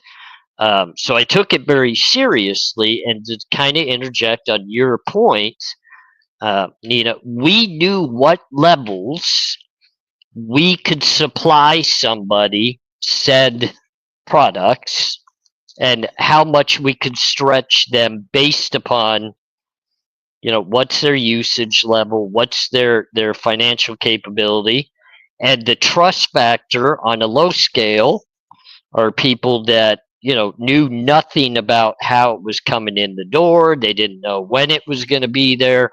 All that mattered is you got a little bit when we decided to give you a little bit, and that was that. But there were people that were more entrusted, that were more a part of the game because they were the users. They were deep in, and we knew how much money every month we would get from them. And normally we'd even get it in advance. So we could trust them a little bit more. So they knew a little bit more about what was happening. So I get what your point is, because we have to be very careful who we say knows how much and what they could share with certain people to give up certain information in certain situations. Because look, when you're a part of a hustle that involves not only the financial situation of it, but also the risk of the people above you, yeah, you're pretty careful about what you allow people to know, even if they are getting something from you to flip or turn to somebody else. The knowledge that they have isn't enough to give up anything high enough on that next ring that's going to make a difference. So I know what you're saying, and I hope others do too. I don't want to get too in depth into it, but I even on the yard where I was, I knew where my money was coming from, and I knew what was above me and what was at risk. So I knew who can I trust and who can I not with what information. And if somebody asked me when's your next shipment, there's some people I could tell it's going to be on Tuesday, and then there's other people I would just say it'll be here when it gets here. So, um, I don't know if that makes sense, but hopefully it does. I mean, that's what I'm saying. Ar is, you learned your clientele, and you learned who you could take advantage of, who you could screw over, who you could get by with, but at the same time, you learned who you could trust. Yeah, and that's the funny thing about it, Nina, is literally on the yard, we knew who was going to be the next PC case and who was going to be in the SSU office giving up information of who they got what from. Like we could pinpoint it in a heartbeat. The streets Right. is probably a little bit more difficult because it's not quite as confined of a situation. But I'm telling you, the people that do this for extreme financial capabilities and for a living, their life is on the line. They know what to look for and what not to look for, and they don't give up much information, much less information that goes much higher than them. So I don't know. I'm with you. I know where you're going. Yeah, I mean, there's some people that don't get any higher than what we used to call the plug. Yeah. Yep. The plug. Yeah, Yeah. the plug. Plug. The plug would be that Different person. terms written down I need to know, but we'll start. The plug would be that person that, say, your supplier calls them to supply them, so they would be the plug. Because they can plug you in to a contact or get you what you need. Okay, well, we're on the same subject. What's a POS mother? I didn't understand that term. Piece of shit. Yeah, Oh, piece of shit. well, I'm sorry. I don't mean to be an idiot, but I didn't know. And No, then when no, that does not offend. I mean, it offends me that I was that, but it does not offend me for the questions or anything like that. If I'm not going to be transparent, I shouldn't be on a panel. well, I mean, I was going to skip over these because I have so many starred questions I want to get to with you guys. But I mean, I just, I don't know, when I heard you talking, and I'm sorry I brought that statement up, but that brings up something I wanted to say, which is you talk about this experience with your daughter, and it's so obvious that you're talking about your daughter growing up and looking at her mother as a person and not just her mom. And it's beautiful to hear. It's beautiful to hear your relationship. And on the same note, AR, when you talk about your family and what you've been through, and I know you and I have dove into this subject extensively, and I could talk about my feelings on it, but I will say this. When you talk about your experiences, like you grow up, sometimes you choose your family, and although you don't see your family, you chose one, and it's and you have a beautiful family. And I mean, and then again with the terminology, Nina, I just one other question. When you say rig user, are you talking about intravenous drug use? Is that what that means? Okay. Yes. Okay. But the thing about it is, I'm going to say this, and people are going to say, "I can't believe she said she's blessed." I never thought that I would see the day that I would say I'm blessed from David's death. And it took me a long time to say that, but I'm blessed to be my son's voice, and I am blessed to give my son's death purpose.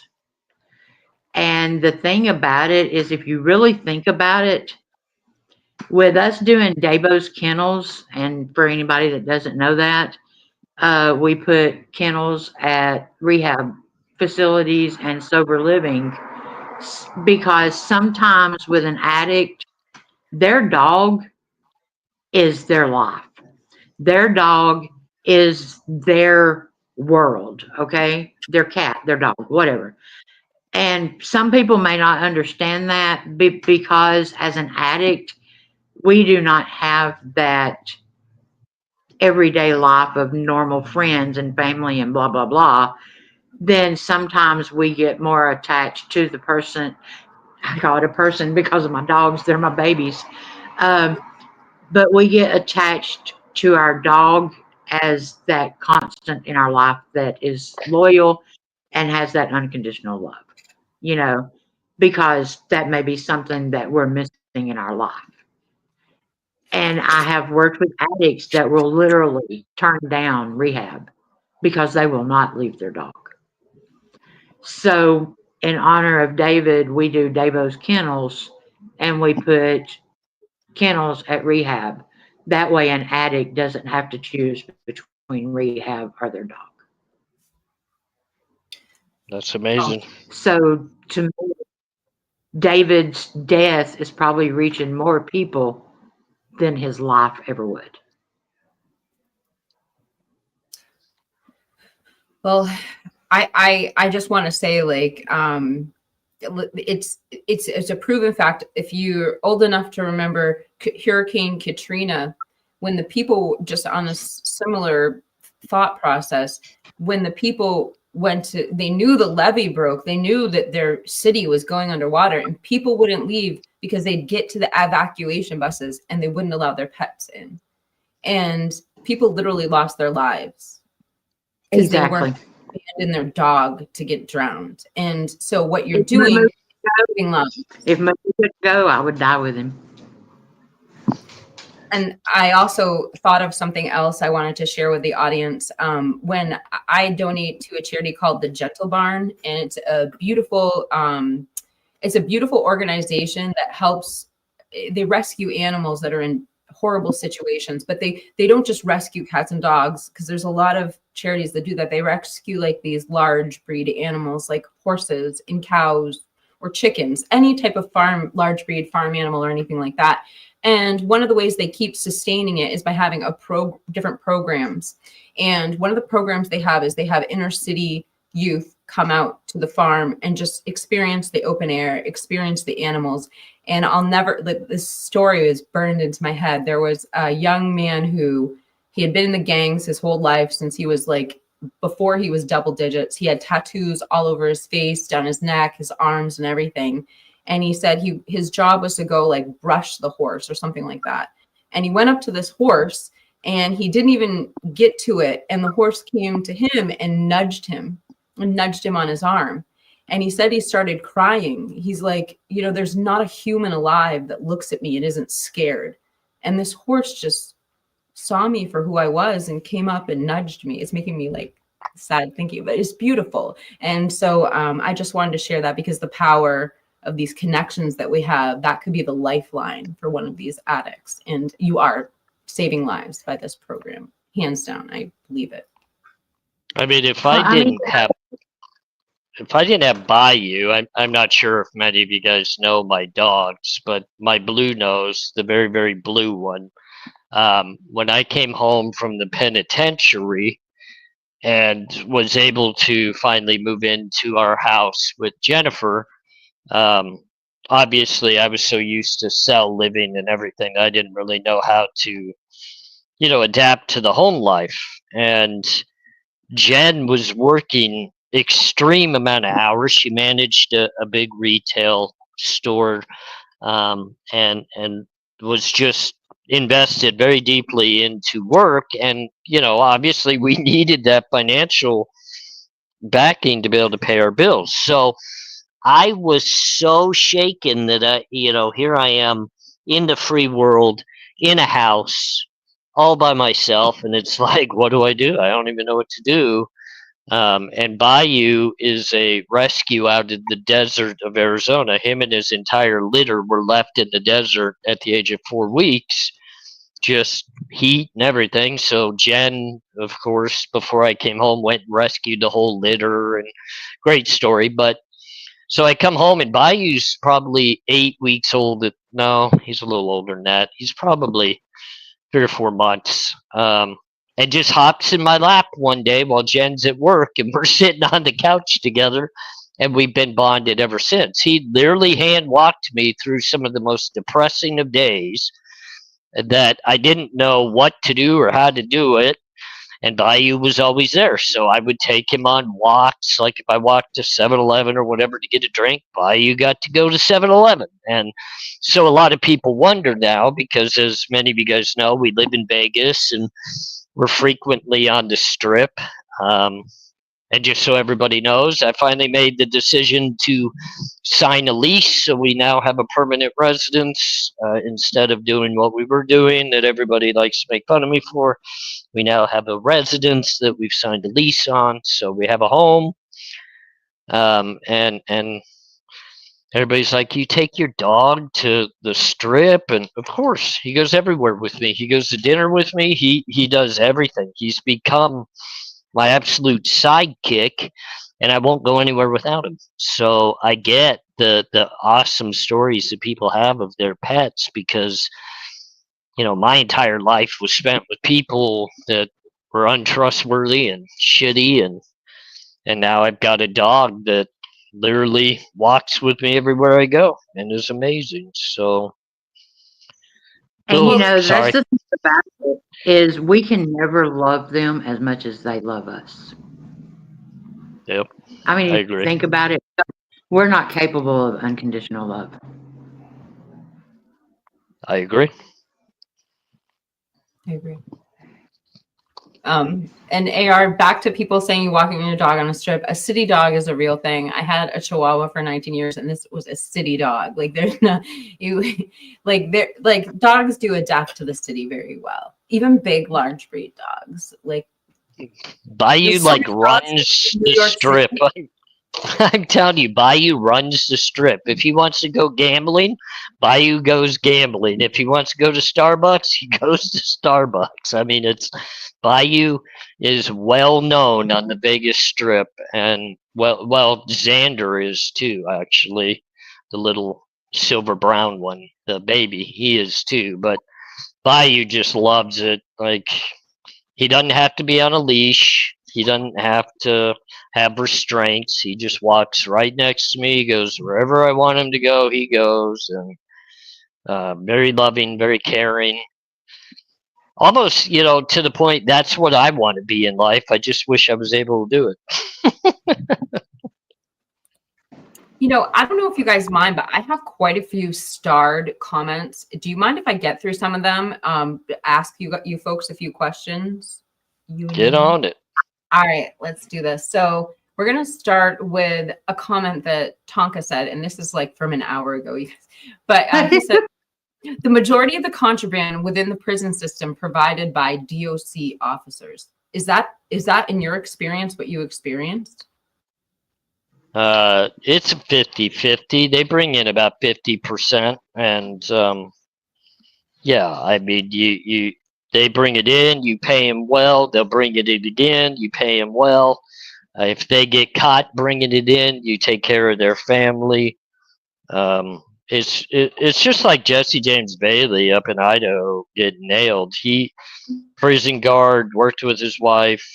I mean, they ran many of the operations coming from the street into the DOC. And I want to say it's a 50-50, depending on how much cut you want to give up as an inmate. Like, if you have the financial means to pay well, um, yeah, you could. I've had it much higher than just a normal corrections officer. I've gone way higher up the pecking order to somebody that was willing to handle what I needed handled. Well, there we go. We can tell right there that one of the broken things in our system, but I don't know how to fix it. I don't know what the solution is, but at least we can be a witness to it here on this panel. I'm going to bring up one by Jeff next. Jeff H. He says, AR, are there any opportunities offered to you to go into jails and be kind of a motivational speaker, kind of giving back to the jail system? I think this is a great question for you because you have some things to share about it. I just started. I just took an opportunity with Clark County here in Las Vegas to where I'm speaking at the juvenile detention center jail system, and I go in and I meet with a group of about 8 kids between the ages of 13 to 17 years old, and speak with them. I go through different things to try to help them understand better what they're facing within their charges, but also how to make better decisions to avoid certain things within the penitentiary. Because unfortunately, I started very, very early in life into disciplinary, of being locked up. So most kids don't go to the penitentiary at the age of 11. I did.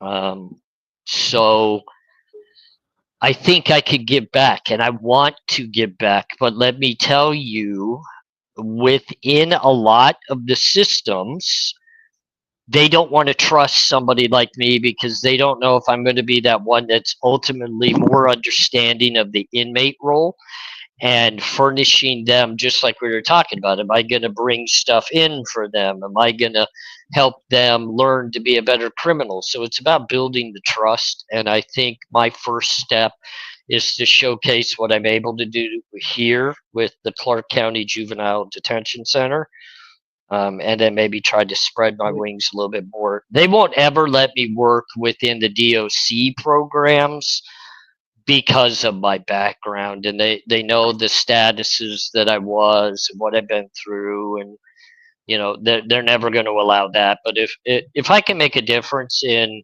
one person a year's life that could potentially make a devastating decision that affects many other people, that makes it so worth it as it is. So that's a great question, Jeff. I appreciate that, and I'm glad that people are finally starting to see me as someone that could make a difference, because for a long time, um, I was so focused in on the people that thought that, once a convict, always a convict, once a liar, always a liar, once this, always that.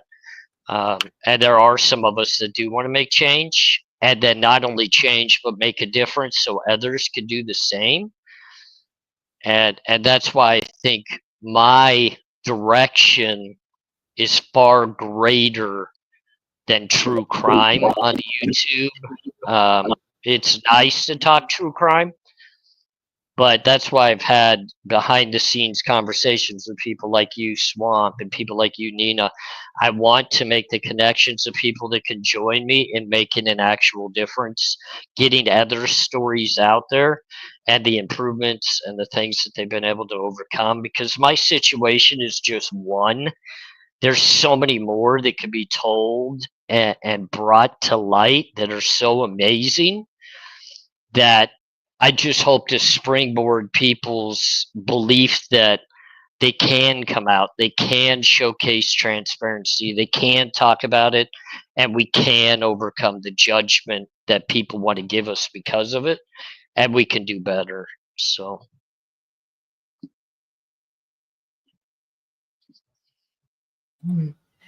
Thank you for answering that question. And Nina, I just want to kind of put the same question to you. Have you considered motivational speaking within some of the institutions that had experiences in? Oh yeah, I mean, I definitely do that. That actually is my platform originally is TikTok, and for anybody that does not know, TikTok has a fantastic addiction recovery community, and my platform there, it's established. I mean, on before I left TikTok, and I'll explain that in a minute. But before I left TikTok in January, for 3 years, every Sunday, I did a show called Those Left Behind. And it was anybody, not just parents, not just, and I want everybody to understand when I say those left behind, I don't mean those left behind just in death, okay? There are parents out there, and I'm going to tell you this right now. I have finality with my son's never going to walk through my door again. I have finality of knowing where my son is, okay? Those parents during the dead of winter that are sitting there waiting on that dreaded phone call, wondering, is my baby eating? Is my baby cold? Those are left behind. Their children are living as far as they know. They may have just not got that phone call. So do not ever think that when I talk about those left behind, that it is only in death.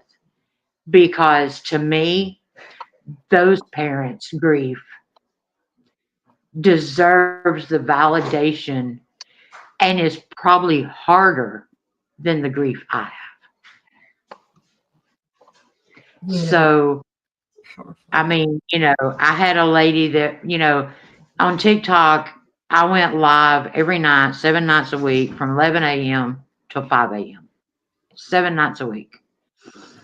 And the reason why is because for an addict that's trying to get clean, that is their most vulnerable moment, because us as addicts, we're going to be out when people are not usually out, because of course we've got to be opposite of everybody else, but when they're trying to get clean and they're sitting there alone, that's when they're going to go use, because we're so used to the chaos that the quietness is deafening.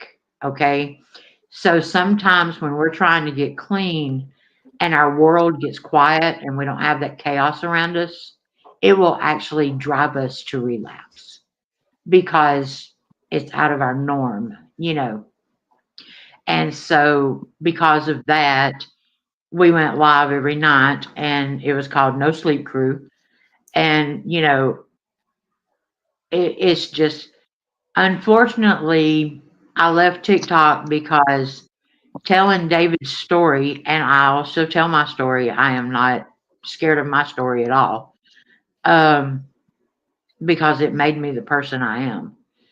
And the thing about it is, if I don't give my son's death purpose, then he's laying in a cold, hard ground for no reason. And it's my responsibility to give a reason that he died, and not a reason, but a purpose to it, And I'm a firm believer, you take that pain, you turn that pain into purpose. And then when you find your purpose, you turn that purpose into your passion. So it's pain, purpose, passion, And in January, with my algorithm on TikTok, every overdose that happened, I got it. And I used to tell people my algorithm was the Grim Reaper, because y'all need to realize we lose a beautiful soul every 11 minutes. 11 minutes, y'all. Set a timer one time on your live. I will challenge any creator right now. Go live. Set a timer in the background to go off every 11 minutes. And think about when that alarm goes off, that is a soul that has gone from drugs.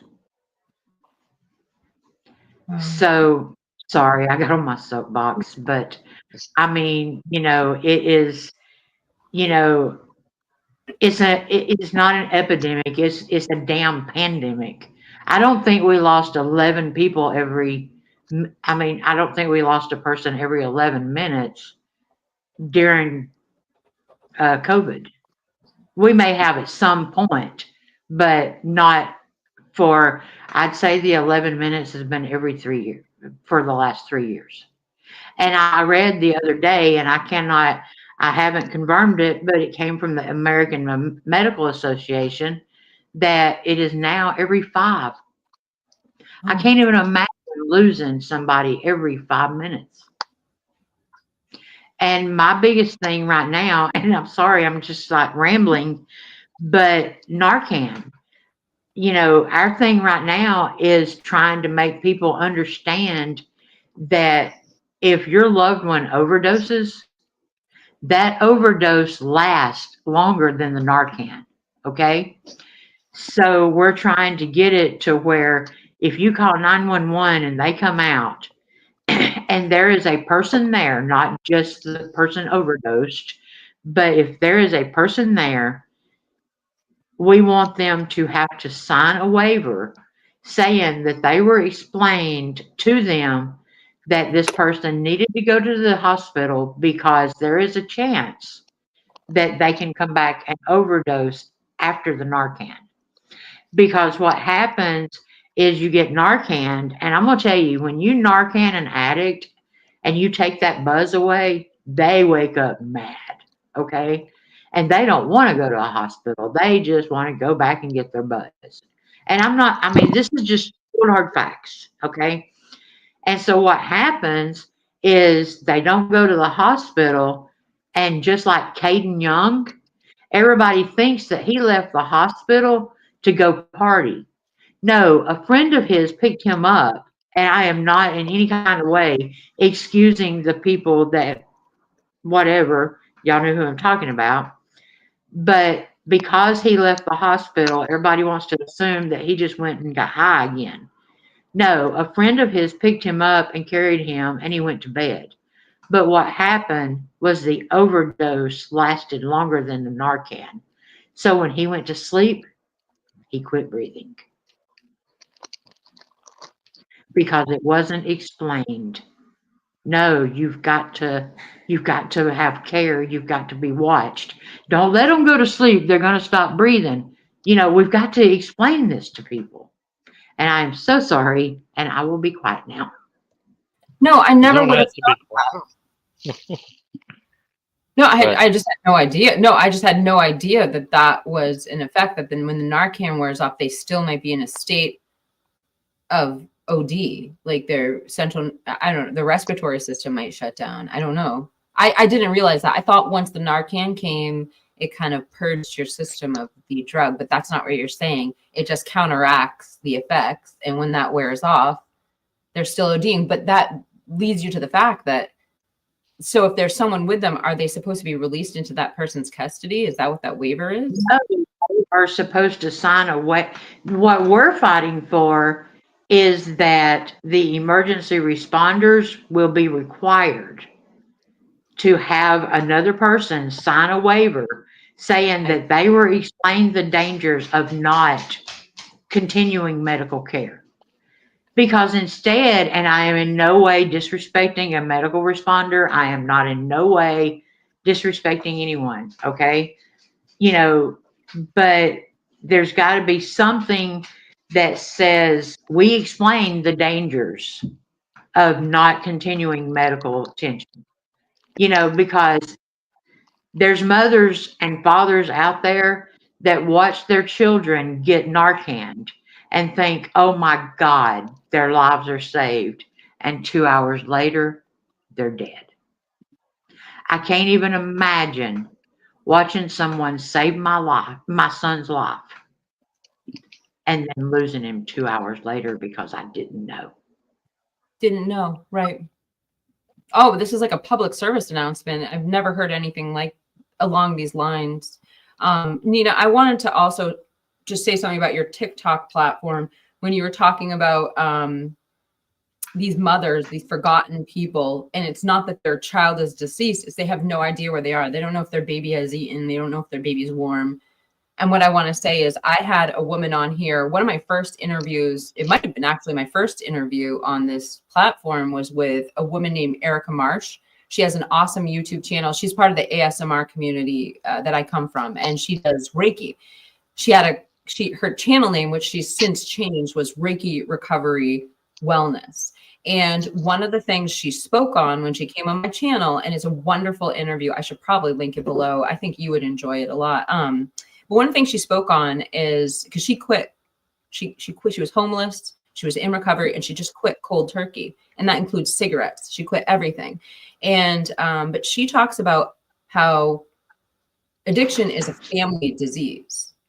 It's the entire family goes into recovery with the so it is a family disease. And when you talk about these forgotten people on TikTok, that's part of the repercussion. And the statistics, which sound like are way higher than the last time that I looked into them, but I mean, just a year or so ago, we bypassed the amount of people we lost in the Vietnam War to fentanyl overdoses.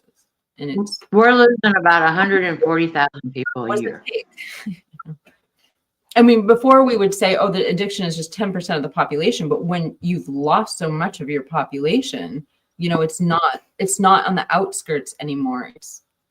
It's imperviated all of our communities. Like I don't know what the solution is, but I mean, where's the outrage? Exactly. Why are we not mad?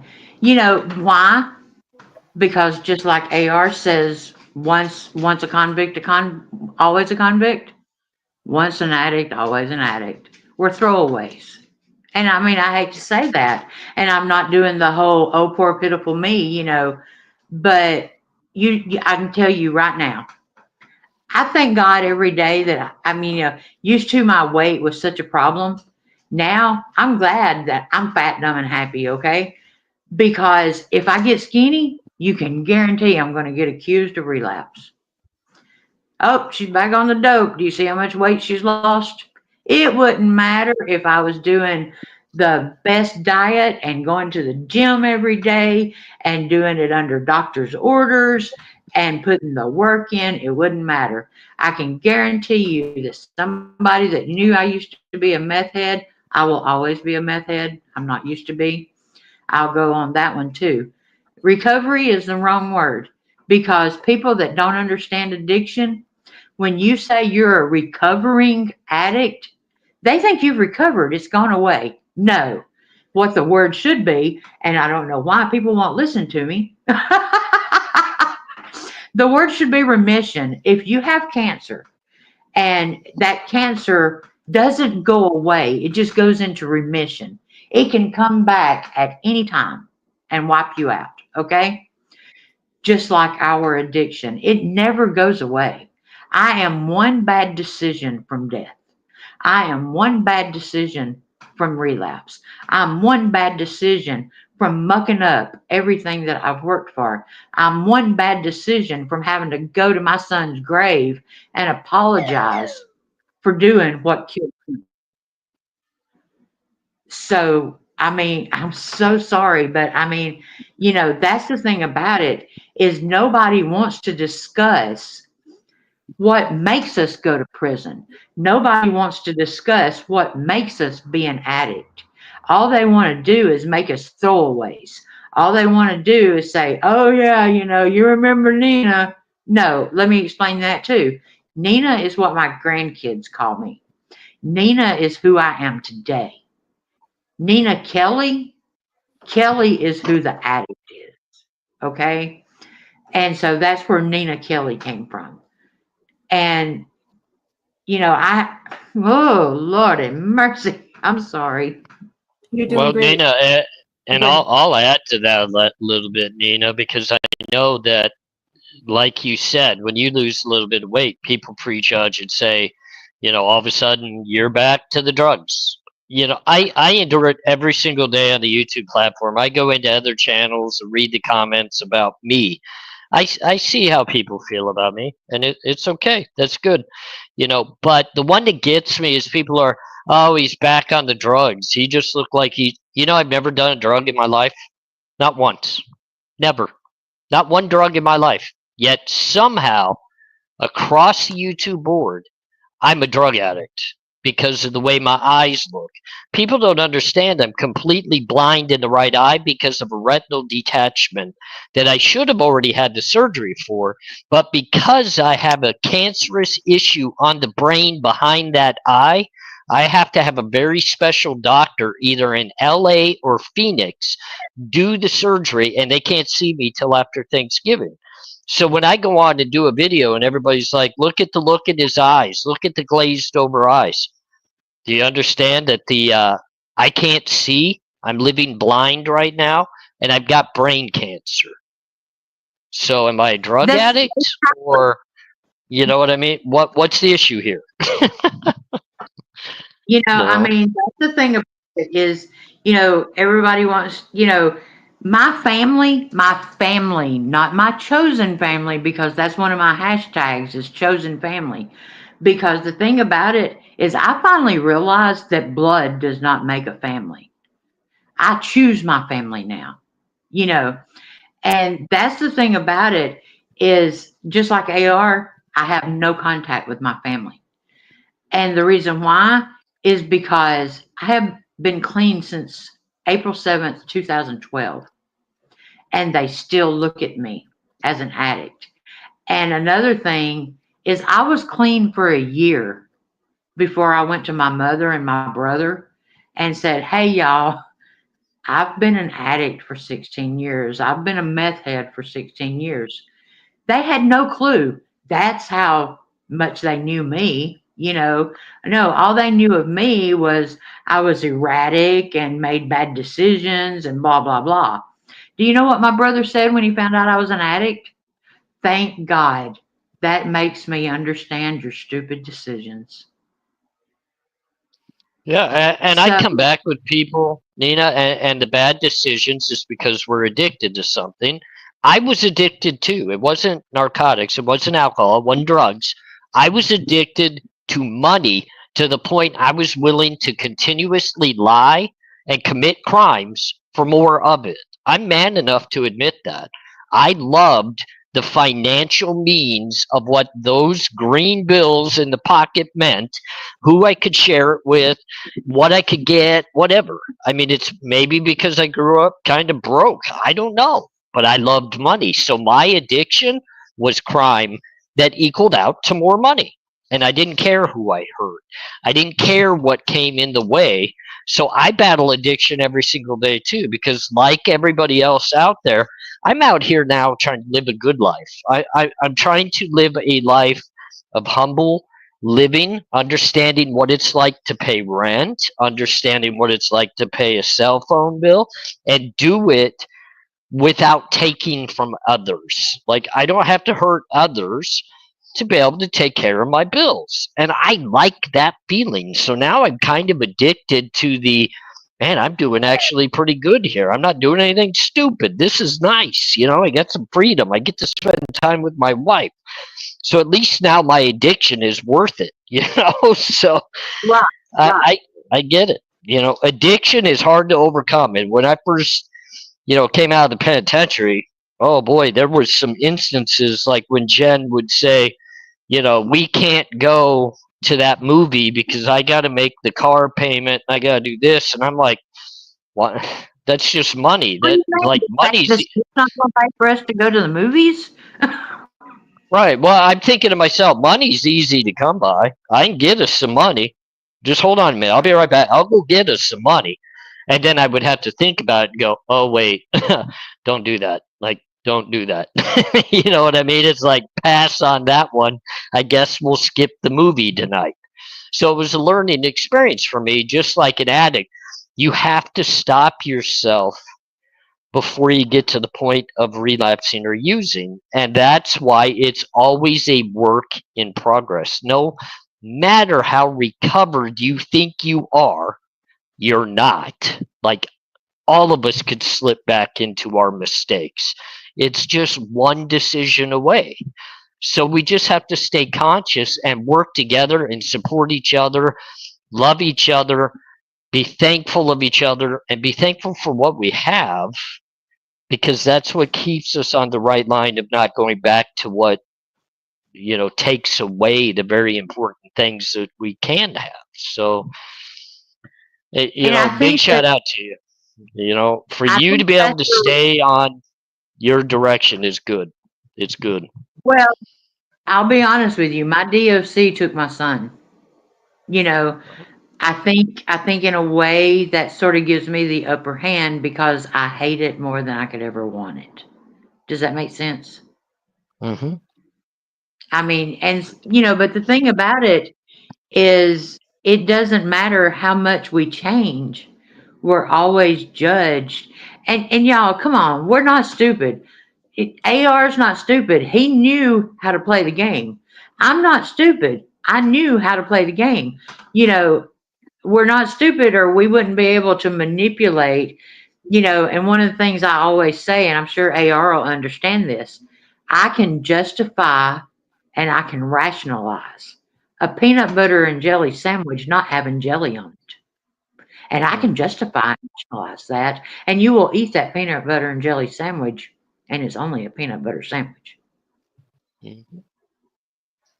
Because we Yep. can justify and rationalize anything.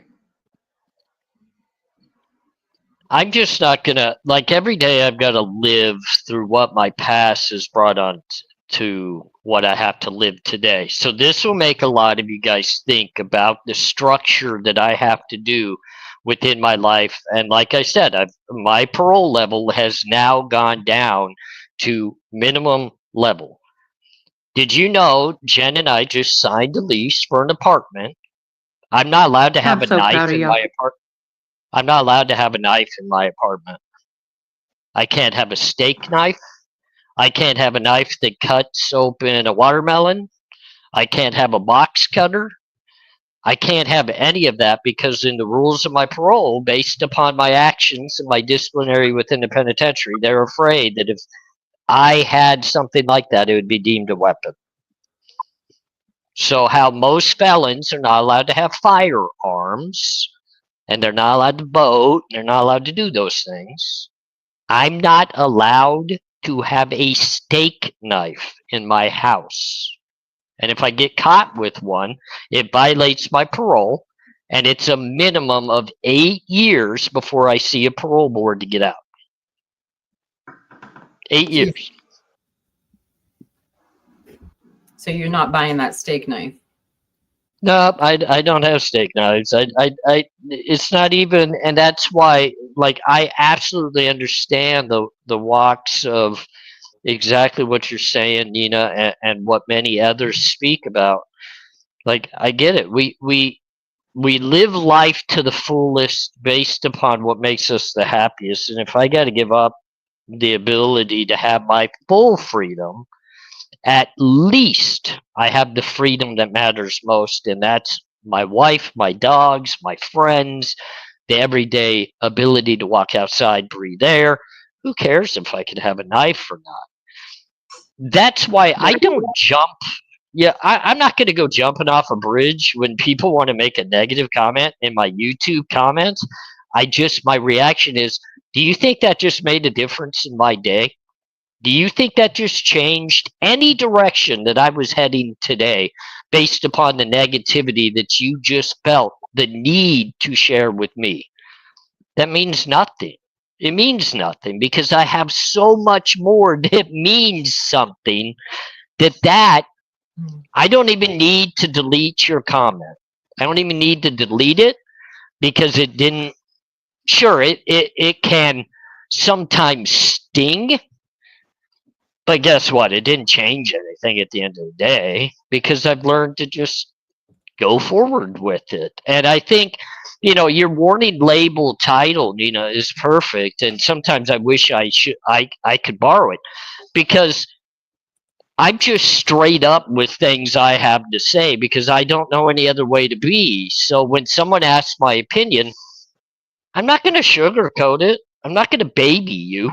I'm not going to say, well, let's do this the nicest way possible. I'm going to tell you exactly. You ask my opinion, I'm going to give it to you. Here it comes. If you don't like it, it's just an opinion. You take it for what it's worth to you. This is my opinion. That's I it. can attest to that. What's that? I said I can attest to that, AR. Well, I'm just straight up, but I'm also one, and I think you know this, Nina. I think you know this, Swamp. I will support you to the fullest, even if my opinion is a little strong on something that you've asked me about. I will never turn my back on you. Absolutely. You know what I mean? This is how I feel. This is what it is. Okay, let's get past this now, and let's move forward and let's work through whatever we got to work through. I gave it to you. Now let's go. I'm not going to turn my back on you. I think that's one of the reasons that I'm so passionate about the division is because sometimes we forget that the case that we are discussing and dividing us is what brought us together to begin with. Hallelujah. And that's the thing about it is I'm so passionate about that. And I'm so appreciative, number one, for AR and Swamp's community is because, and as I said, I don't go out there and state my opinion or stand firm on my opinion or put it out there or whatever, But the thing about it is people that's close to me, they know what I think, but they allow me on their panels. They still accept me. And that's the thing about it, is it doesn't matter what any of us believe. We need to remember that what brought us together to begin with, and what brought us together, we're allowing to divide us. Absolutely. I agree. AR, You can know, I there's times. I'm sorry, Swamp. Go ahead. fine. I just like this question has been asked 4 times. I've started. I'm so, like everybody wants to know, can you have scissors? Have you Here, seen his hair? right now, Obviously not. no. I can't have anything that would be considered a sharp, blunt object that could be utilized like a knife. Even You take can't one? have Poor scissors. It doesn't make any sense. Why are they, Do you guys see how I always looked unshaven? I'm Oh not my allowed to have God. a rate. I can't have a big razor because in the penitentiary I could take Oh yeah. apart the big razors to make shanks. So I'm not allowed to Mhm. have that as of yet. Now, hopefully, sometime down the road here soon. Okay, so like the penitentiary, you have a classification that they house you under. When you come out on parole, they have a classification of your risk factor, both institutional risk factor and out in the community risk factor, and they weigh those out to determine where you fall in a category of classification. Are you a minimum? Are you a medium? Are you a max? Are you a high max? Are you a just extreme max? Where do you fall into these classifications risk factor wise? For me, my risk factor situation, and I hate to admit this, and especially, I mean, to be transparent, I got to be able to do it in front of everybody. My risk factor, so they go, a 1-1 is minimum, a 2-2 is a high minimum, then 3 goes into medium, 4 goes into close custody, 5 is deemed the highest max security you can go. I am a 5-5 risk factor when it comes to like situational decision making with others, meaning fighting and things of that nature. And that's all based off of what happened in the penitentiary. It takes a long time to drop from that. So I'm working on my way. Many of my risk factors now have fallen to a 3-3 or a 2-2. So minimum to a medium level, but that risk factor that is based upon my institutional risk factors that transfer out here is still a max.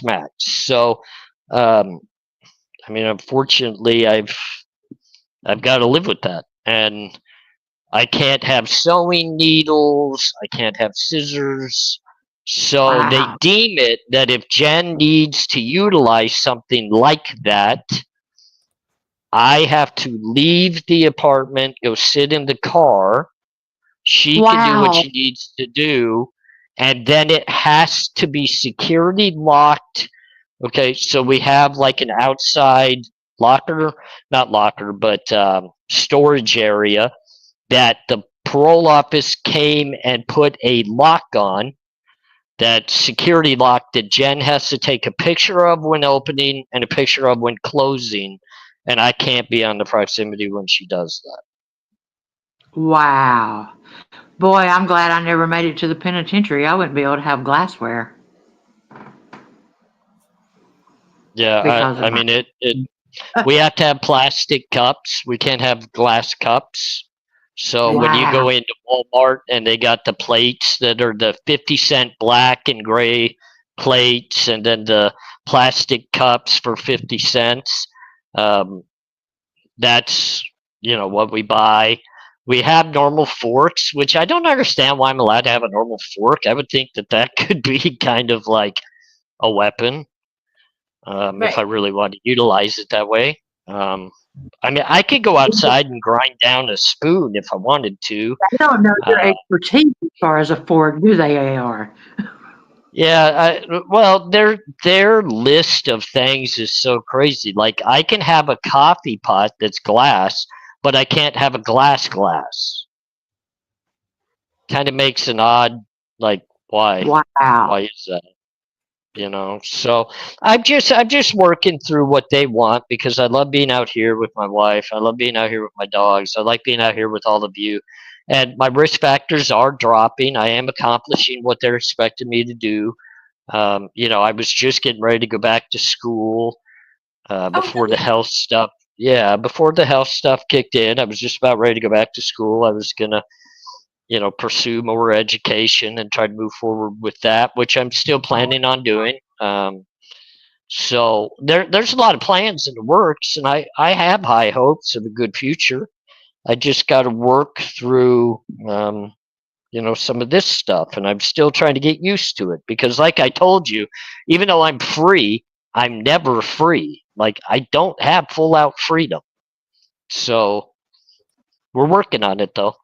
We're working on it. See, yes. that's what I chose to do.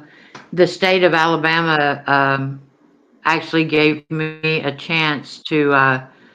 They paid for it and everything. I'm a state certified family peer support person that helps families that don't understand addiction. It helps them deal with their children and stuff like that. Because some parents have never been addicts, so when their child gets addicted, they don't understand how to handle that child, or how to help that child or whatever.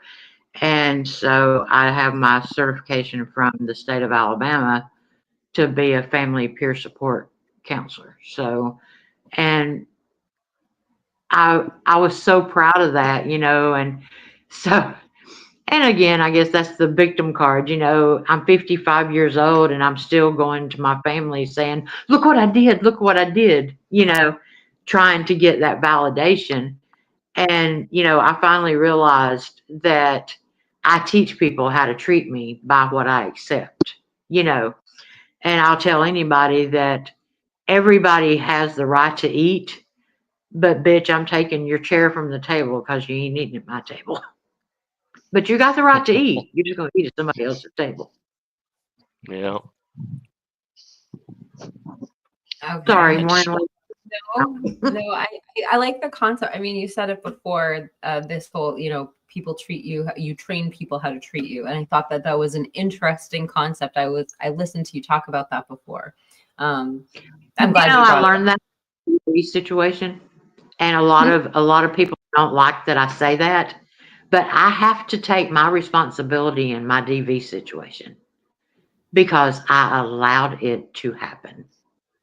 You know what I'm saying? And I am not in any kind of way, I do not judge anybody else's situation. I went through 3 years of a very, very, very bad DV situation. I have scars from the top of my head to my toes from it. Unfortunately for me, I went through it in from 1985 to 1988, and back then,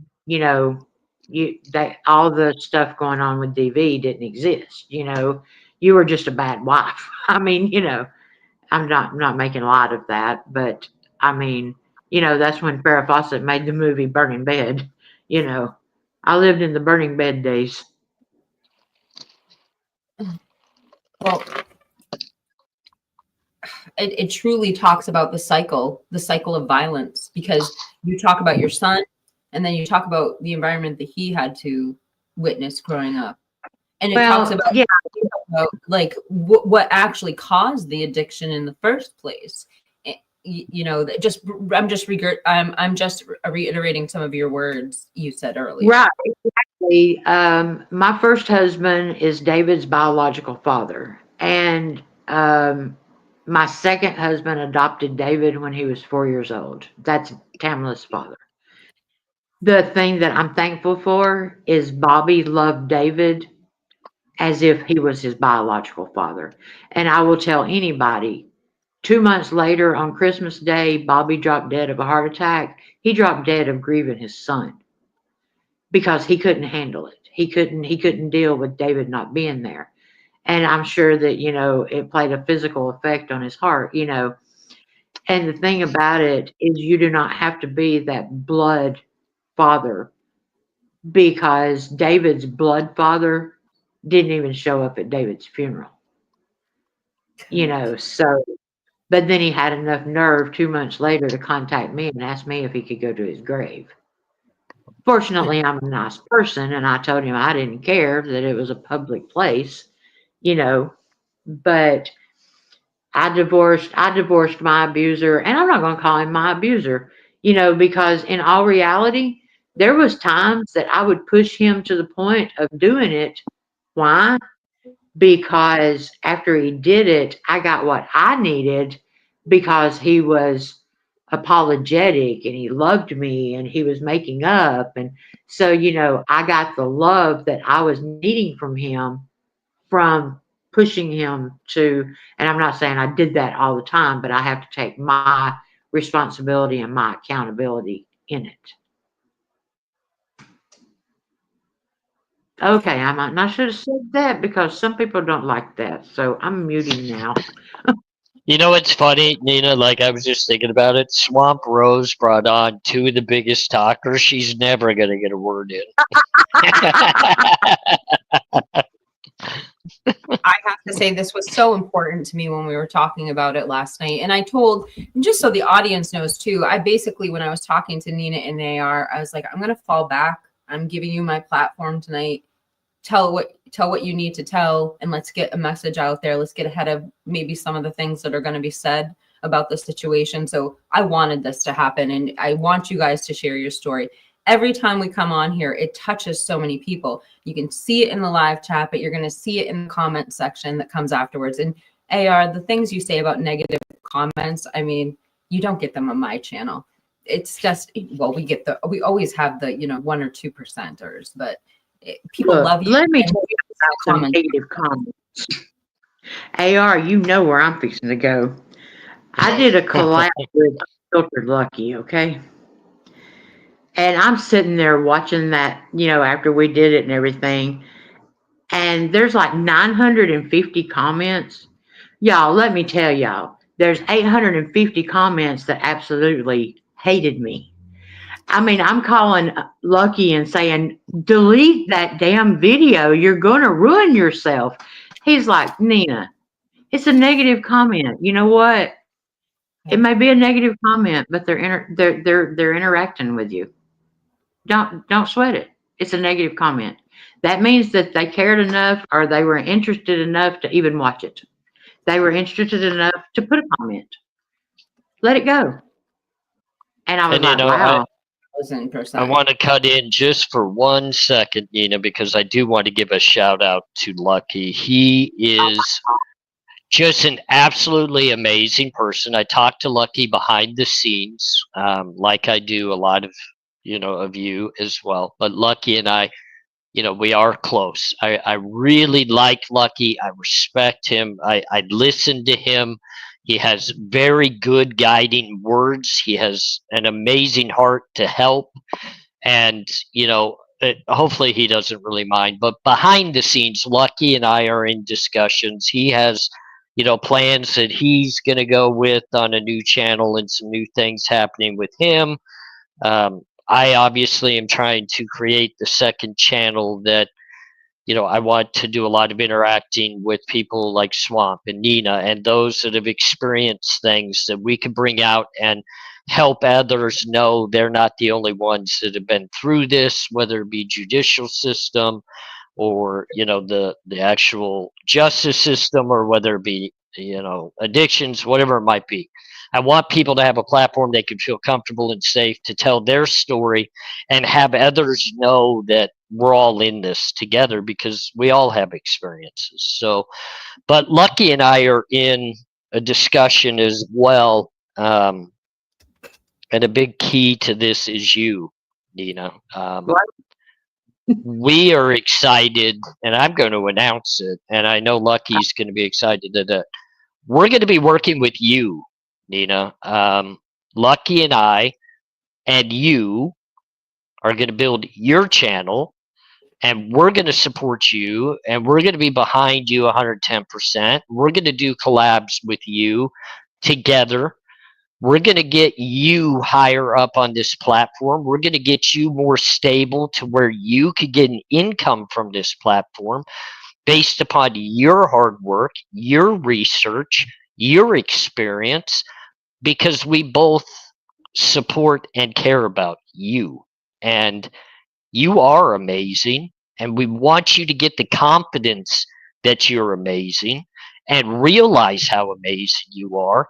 So, just to kind of break the news, because you don't know, but now you do, Lucky and I are behind you 110%, and we are excited and ready to begin working with you. And I'm pretty sure not long after this live, Lucky and I will be talking to you about the first live that we're all going to be doing together on your channel. So, sorry, Swamp. I didn't mean to interrupt what you have going on here, but I think people need to know that we don't care about the negative comments that people want to post towards any of them. We care about the actual creators and the people like Nena, like you, Swamp, like Robert, like Pete, like Lucky, the people out there that really stand up and care about people. We support and we back, and we're excited to work with you guys. We're excited to be a part of your team. We're no better than you. We're just excited to be with you and be a part of your team. We're people like Heather Fitzgerald, Kane B. We're excited to be a part of your team. We support all of you. And that's what needs to be more evident on this platform. People keep saying, Jay Ombre and I have issues. Jay Ombre and I are at it again. You know what? Jay Ombre is a creator on this platform. I don't have to agree with everything he says, but it's not my place to have an issue unless he wants to make one with me. And I don't think he does. So moving forward, I'm excited to work with you. Swamp, I'm excited to work with you, and I'm just a part of the team, and I'm excited to be. So,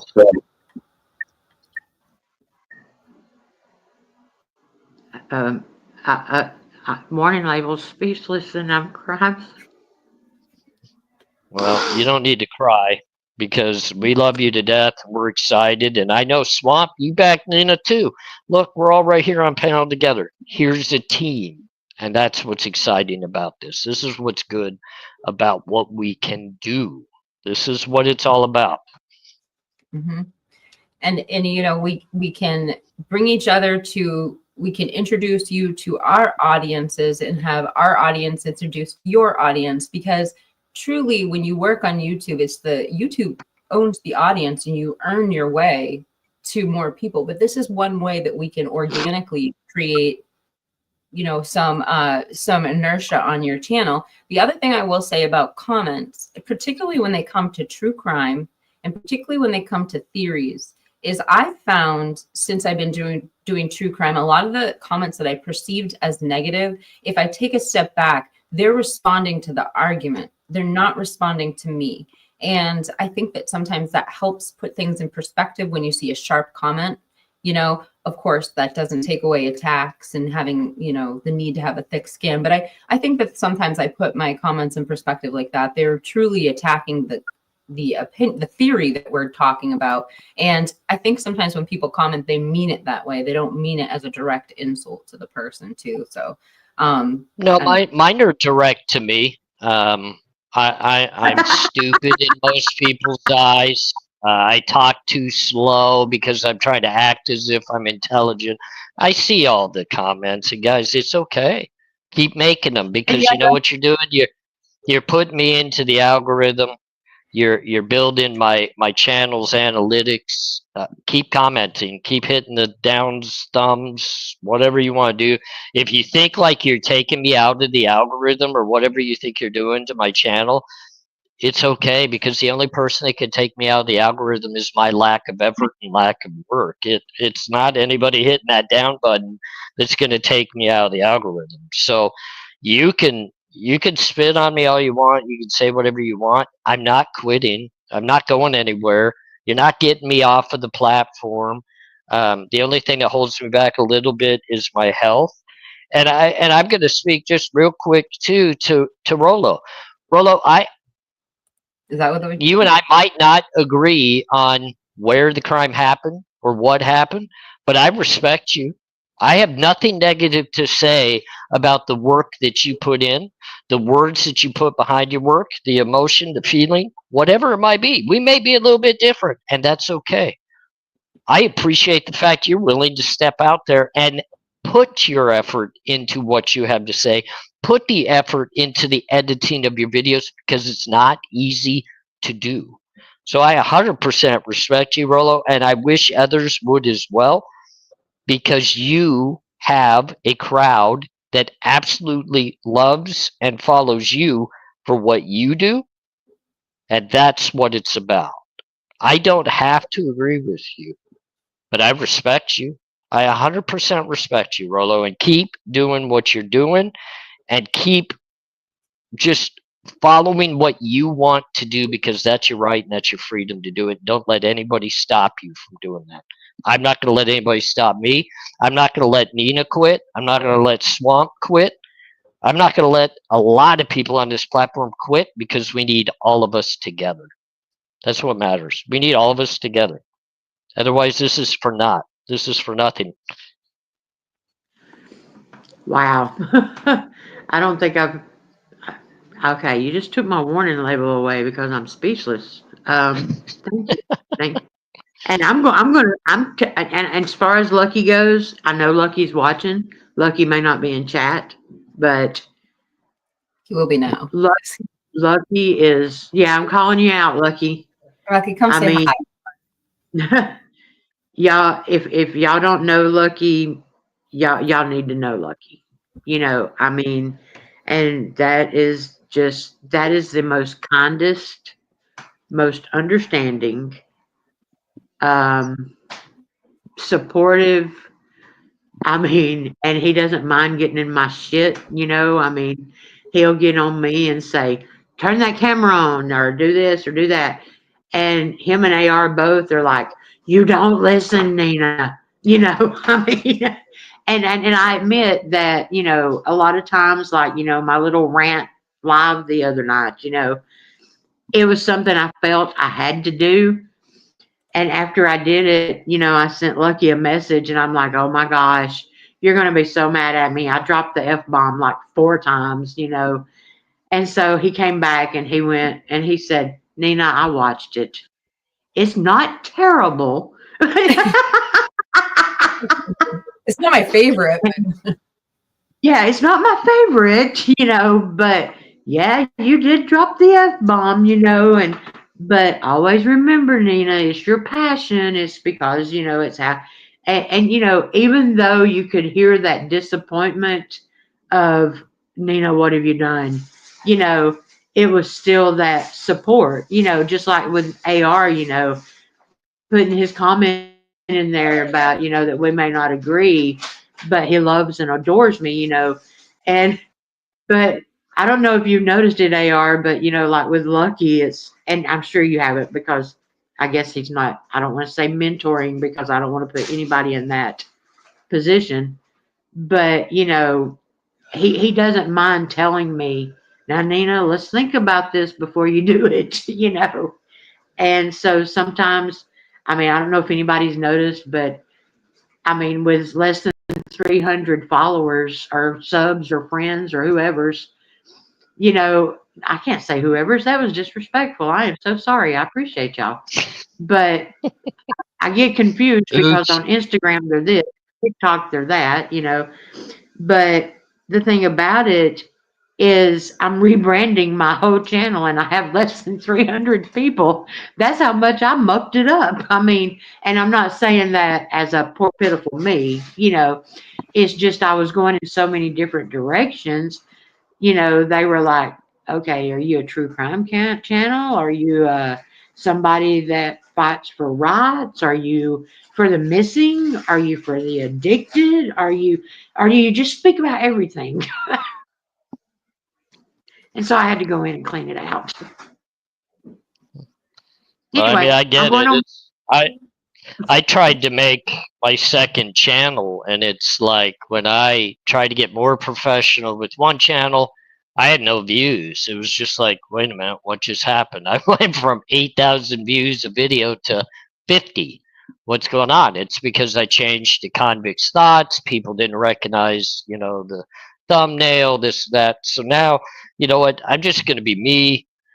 What comes in my content comes. If I don't get views, I don't get views. Like Jen is, helping me. Swamp, you're helping me. Nina, you're helping me. Lucky's guiding me. And I'm overcoming some of my emotional stuff because look, I sometimes I just want to turn on the camera and go off. Like you couldn't even censor half the things I want to say. There would be so many beeps. The whole conversation would be a long beep. It wouldn't even, it wouldn't work. But I try to reel it back in. I try to be as stable as I can be because a lot of people say, well, I see the patience in AR. He's always so calm. No, I'm not. Oh, I'm not. I just, I work hard to try to be, but I'm not always. So I get you. I know what it's like. There are times where I just can't do a video. I can't do a live. I can't do a lot of things because I got too many things I want to say, and they're not going to be appropriate. Oh, wait a minute. I didn't get that memo. That's when we're not supposed to do a live? Yeah, uh, that's what I'm being told too.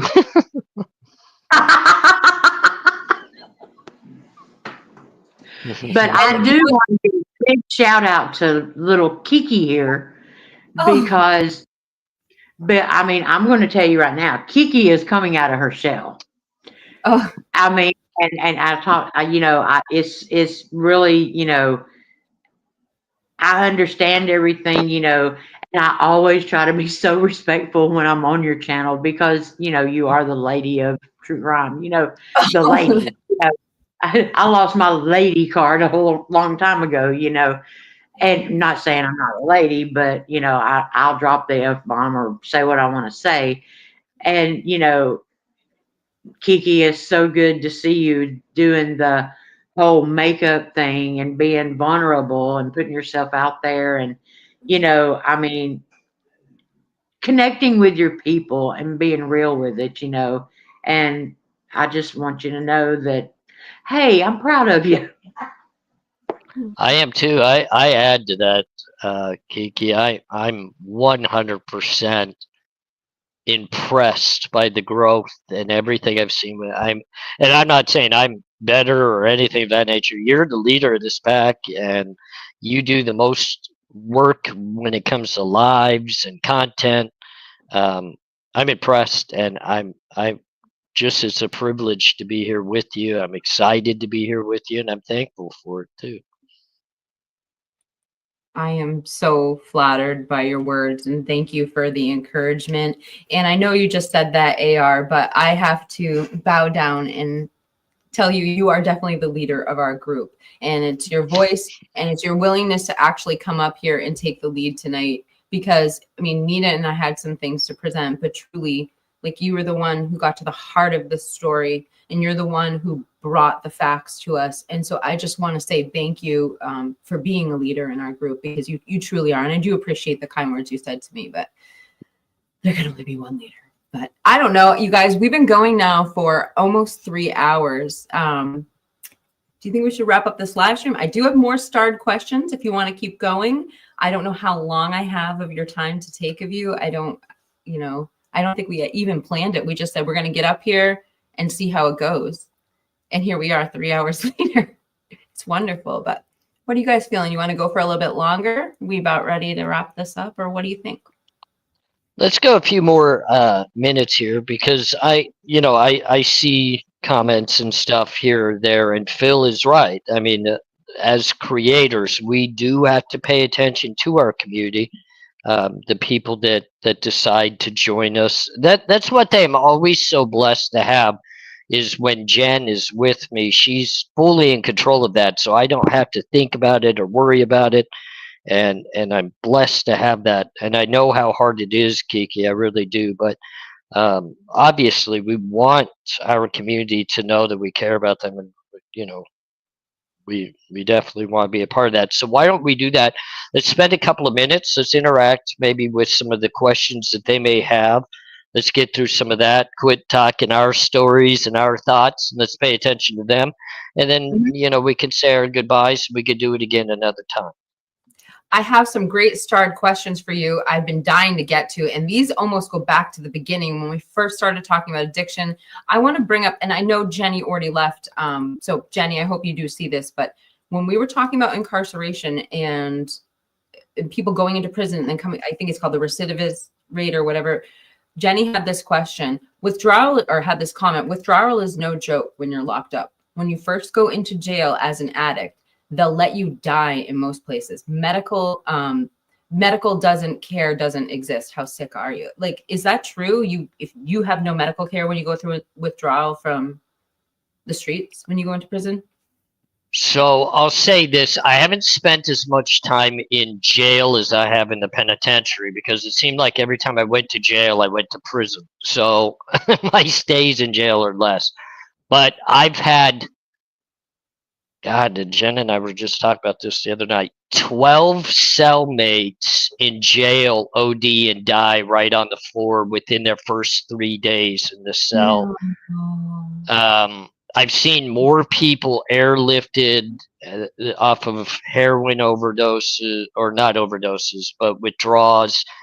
So legitimately, what they tell you when you come into the penitentiary or into the jail system, even after as a diabetic that needs insulin, we'll get to you when we get to you. If you fall out, your family can handle it at that point.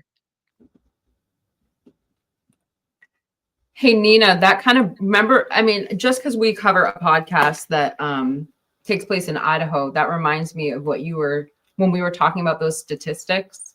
And I mean, I'm not trying to bring politics or, change this in another No, direction. no.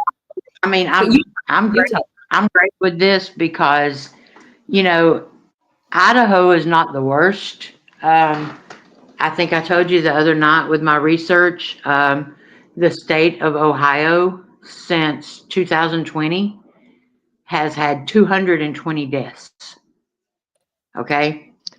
And probably 40% of that is from withdrawals because they put them in there and they don't think about withdrawals.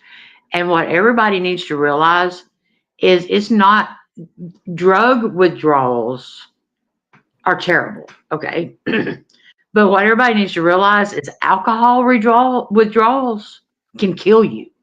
You can Absolutely. die literally from just stopping alcohol. Okay. Absolutely. And That's the thing, professional, Nina.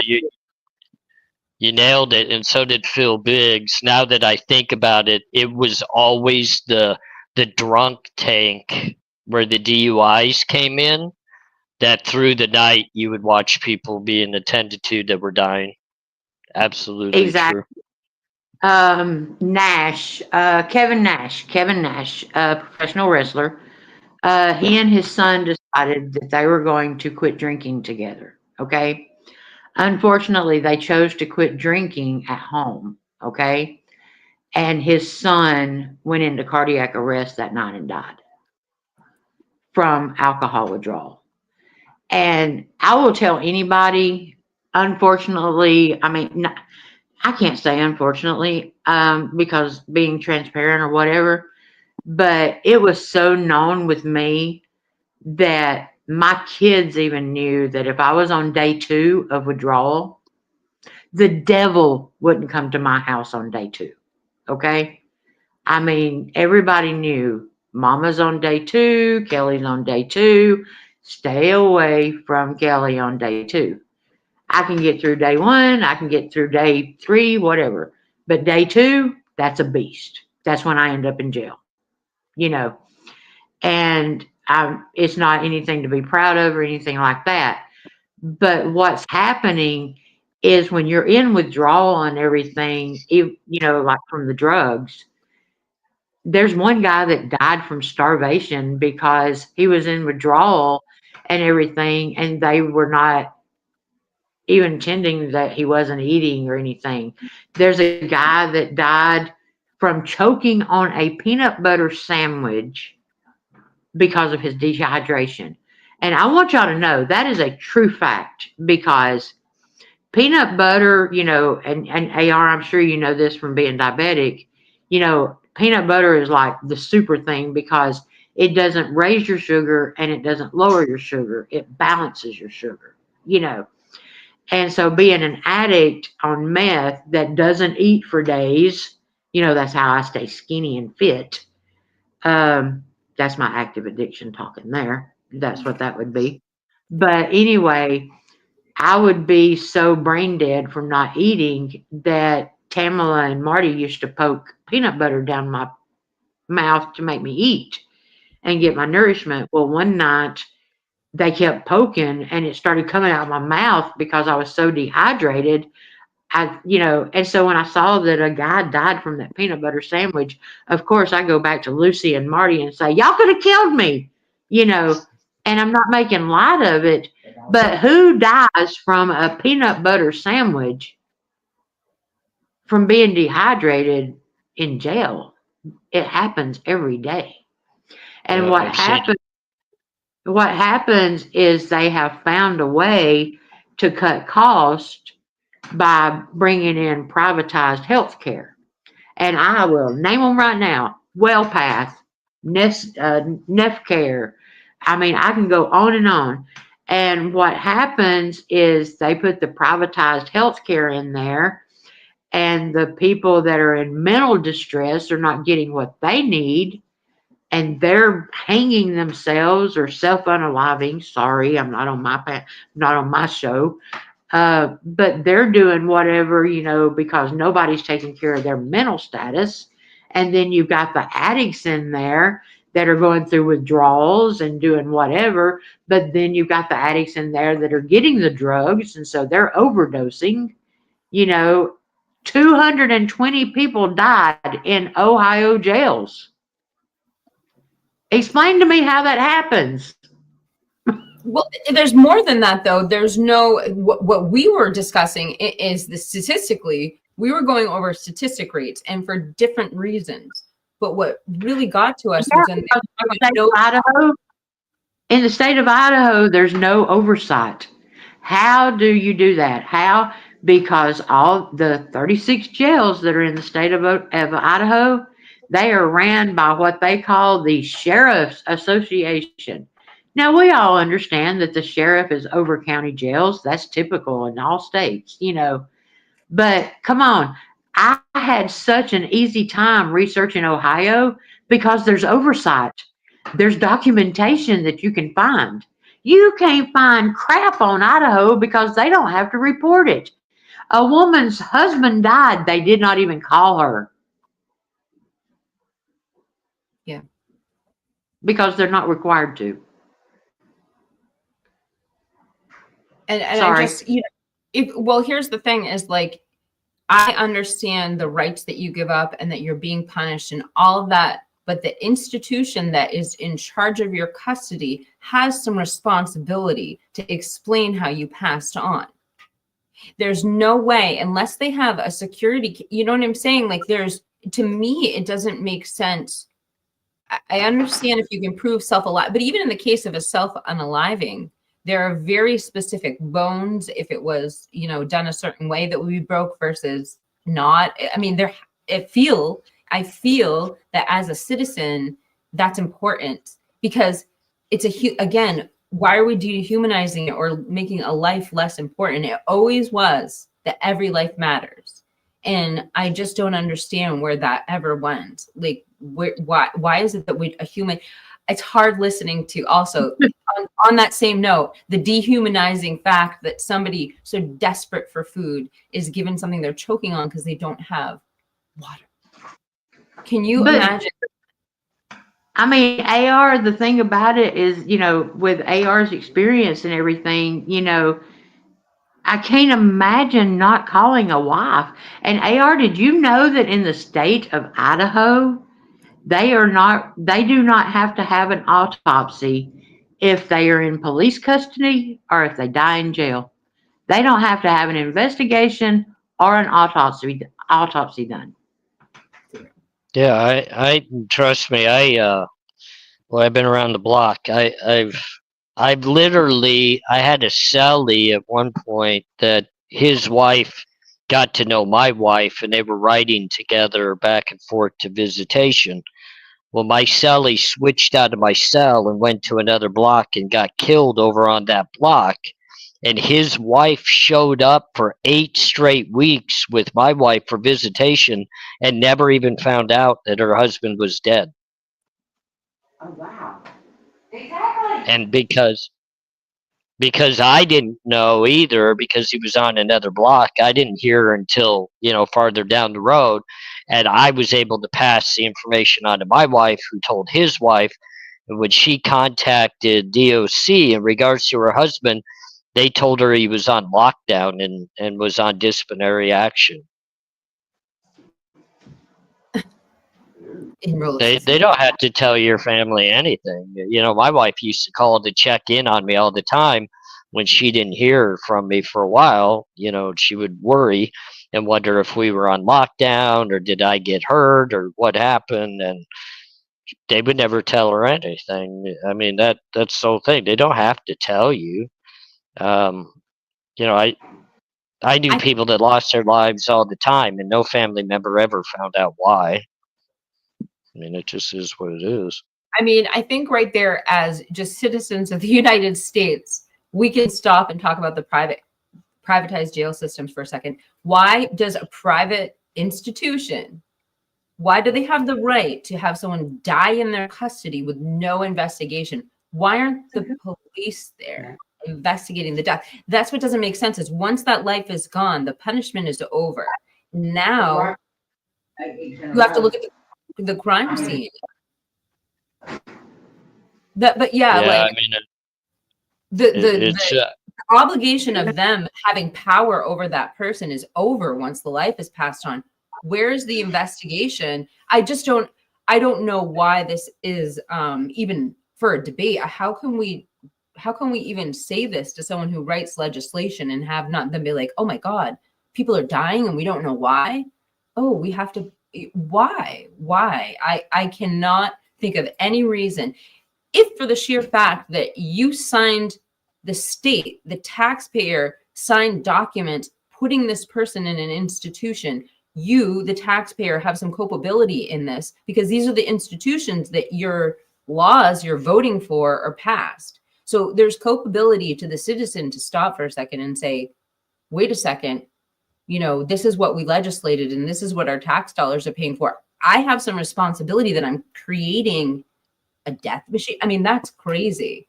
That's crazy. How can you not investigate a death? I don't understand. I can understand the limitations and rights and what's going on, but it's beyond anything once a death happens. Like, it should be investigated. And say somebody else in the prison unalive that other person. Why isn't there a full-fledged investigation so the right person gets those charges? Why is it no longer? Because if or overdose, it don't have to be investigated. So you poison them or overdose them. And the thing about it, you're talking about, why is somebody not speaking out and stuff like that? I finally realized that all the politicians are on Twitter, X, whatever the hell it is, And so I went to all the politicians in Ohio, and every time they would post something, I would respond with, really? Can we talk about your jails? 220 deaths in 3 years. Can we talk about that? I even did it to Vance, the one running for vice president. I'm sorry. You want to be my vice president, but you can't take care of your own jails? Can you talk to me about that? And I mean, I don't care. I'll call the devil. If I want an answer, I'll call him. All he can do is hang up on me. Sorry. No, and I think that, you know, whatever you think of Kim Kardashian, like, can you imagine someone with that much celebrity and goes that she really did open a lot of people's eyes to prison reform, and it's become a mainstream conversation. I don't know why I'm going there, you guys. I'm sorry. Maybe I'm Hey, I totally agree with you. Yeah, just thinking Kim I'm Kardashian. telling you, people better be glad I only got 250 followers because, boy, if I had Kim Kardashian's following, boy, they would be shutting me up quick. Luckily, nobody sees my videos, so. There's Priscilla Presley has left 2 comments. Excuse me, she's from the state of Ohio, and she says they do not care here, Ohio, even with mental issues.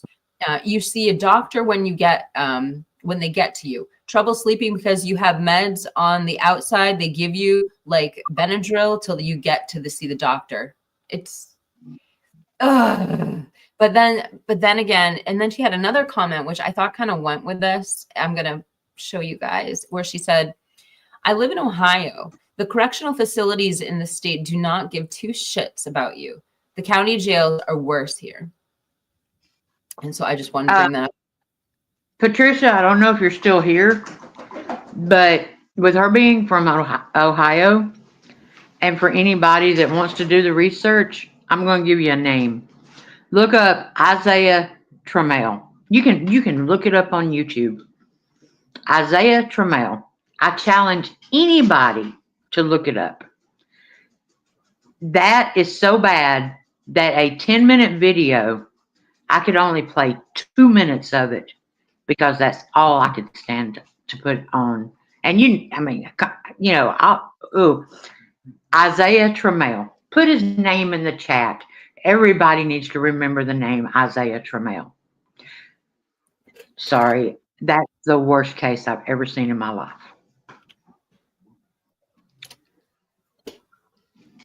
Well, I learned about that from one of your shorts. Yeah, he was a young kid. Phil says the kid. He was a Yes. young autistic man, correct? 19-year-old. 19 years old. They strapped him in a chair. They took his dang everything about him. He was in a total breakdown, and they're taking pictures of him. They're mocking him. They're taunting him to where he is, oh.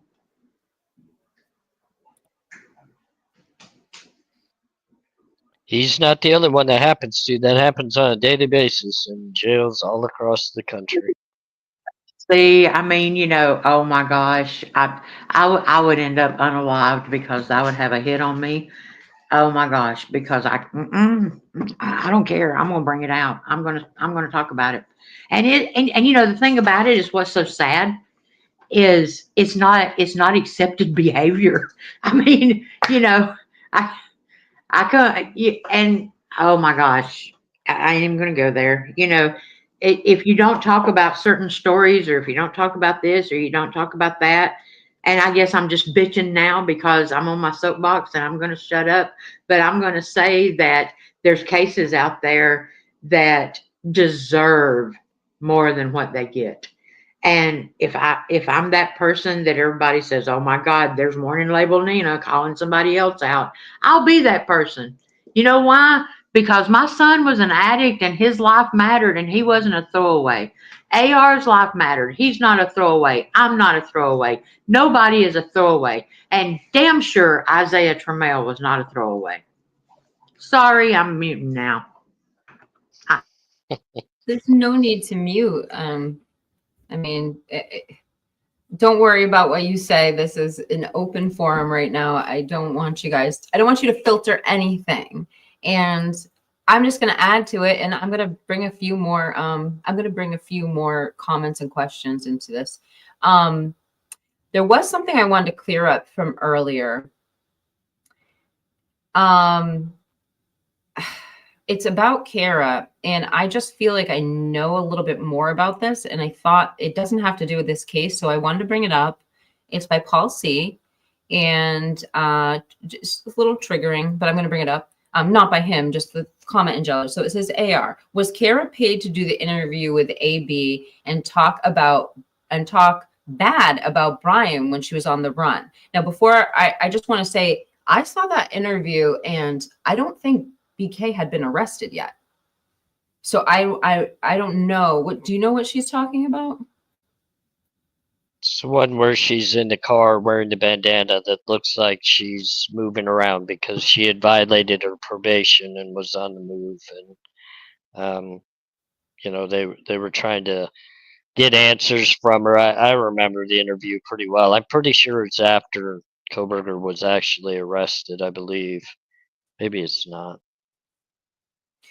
Yeah. I think I it thought is. clarity to it. Because That's why I brought it up. I know they were asking her direct questions in regards to whether it was somebody close to the house or what it was of that nature, but she was not paid for that interview. No. Thank you. Thank you for clearing that. I just thought maybe there's no need to avoid a question when I think we can actually bring some answers to it. So I'm glad you're willing to answer some of those questions. Thank you. I loved this. This isn't a question, but this is a comment from Trisha. She has echoes of clarity. So she does a lot of wonderful like energy work, and it's a lot of tributes to the Idaho 4. And I just love this. She said, in my opinion, Xana sees the higher perspective and she loves her mama, because we talked about the severed relationship, and I just thought it would be nice to interject that statement into the mix. I have one from Tonka here. He says, kind of puts the idea of Kara's problems being the reason for Xana to be the target by a certain affiliation individuals on the back burner. And I agree with that. I think many out there know that Nena, for one, has taken, the higher road of not tearing into people on a disagreement in regards to the narrative of the crime. And I believe, Nena, I'm also there with you in the regards to, I don't see that narrative as a answer to what truly happened within this crime. I can't say that it's not for 100% sure. I don't think any of us can, because we don't know. But I got to commend everybody that has kept their patience, and this is it's hard. It's very hard because it is an open, free, platform to speak how you feel. We all do it. I do it as well. Swamp. We all share, our opinions, our thoughts, and we have to respect the capability of doing that. I'm just, it hurts me when somebody says because somebody did this, it affected that, and I just know how dangerous of a conversation that truly is, especially because of my background and the knowledge that I have from the experiences and the background. Um, I think if people took that into their thought processes, they may be able to understand why I take it the way I do. I mean, it's a very serious subject, it's a very serious conversation. And um, people right here today may be in a place where they're safer than they would be tomorrow in a different place. And we have to take that into consideration because life is not always lived in a safe bubble, because we're all moving parts and we can go from a safe position to an unsafe position. And it should never come down to, and I agree, it's what Echoes of Clarity says. My words, my pointing of my finger, my dissertation of what possibly happened should never be utilized in a manner that could change your bubble of safety today, tomorrow, or the next day. You should be able to control your own safety. I shouldn't have the control of that. And I think that's where some of my issues on the YouTube platform lately have been. And that's why I think people understand I've been a little more distant in my conversations on a whole, is because I do have to be careful about that. So I know a Yeah, lot and of see people, you know. that I think that's the thing about it, and I'm gonna be straight up, AR and I, we've had our differences on this subject because AR is a firm believer in the right to the narrative. That you can't control what another creator creates. It's their channel, it's their narrative, it's their, and oh my God, I would get so mad at him, because number one, he wasn't seeing things my way. He was, but the thing about it is he's such a proponent for it's their narrative, it's their channel, it's their theories, it's their rights, and I admire him for that, and I don't know, I did a video that was so bad. It was so bad. And, I took it down, out of respect for Kiki, for, AR, because it was a really bad video. And in my eyes, it wasn't, but, so I came back and I did another video, and it's actually hashtag do no harm. And, AR supported that one because, it was done with feeling. It wasn't done with anger. So I get that and I appreciate that, I mean, but the thing about it is I am a firm believer. My actions, my consequences. My actions should never cause the consequences to hit somebody else from my actions. Now, if my actions gets me slapped in the face, then that's on me. But it don't give me the right to get AR slapped in the face from my actions. And that's just my soapbox on it.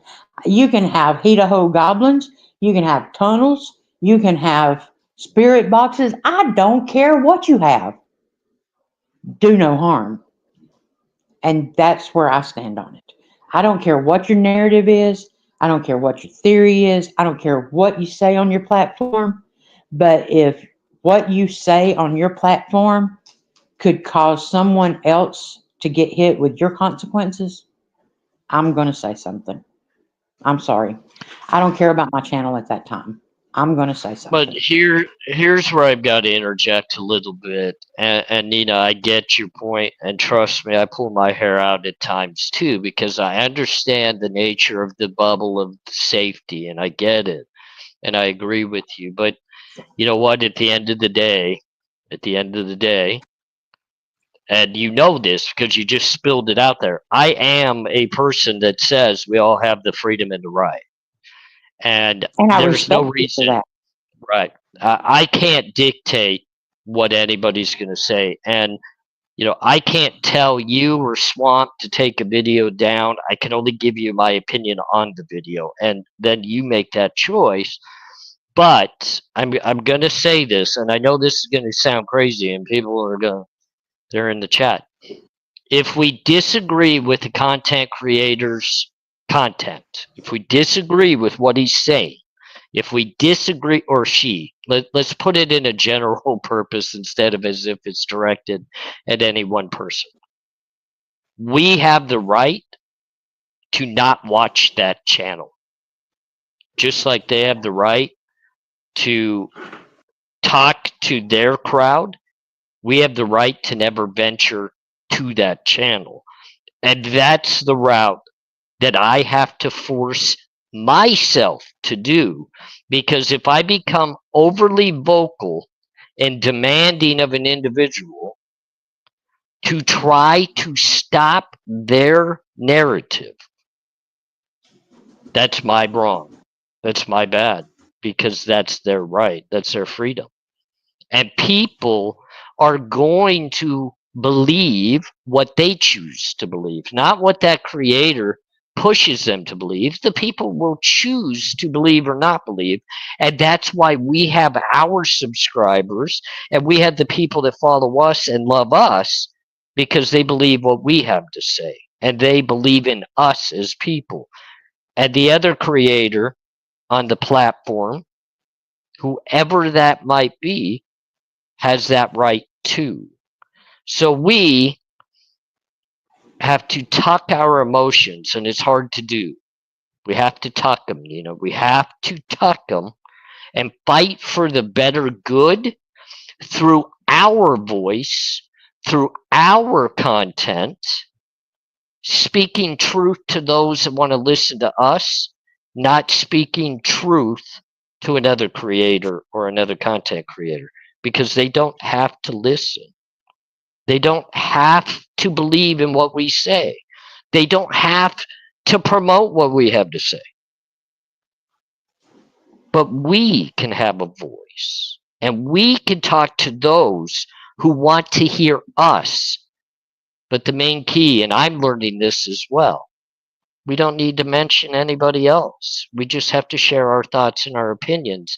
Don't direct it at anybody in particular. Share your knowledge, share your opinions, share your experiences, and do it in a positive way that people gravitate to, and people will listen, and people will follow, and people will love you more for it, which will expand the horizons to others also doing the very same.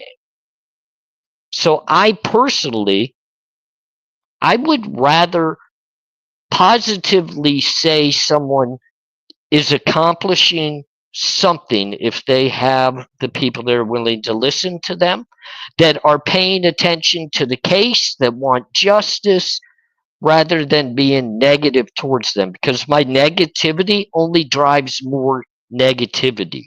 It only creates more of a division. It only creates more of an issue. And once we've done that, we've taken away from what is most important, and that's the victims in the case. Because at the end of the day, and I'm just going to end it with this, and this is a generalized statement. That content creator that I have an issue with, or another content creator that I may have an issue with, or a third content creator that I may have an issue with, and then all of them have an issue with, guess what?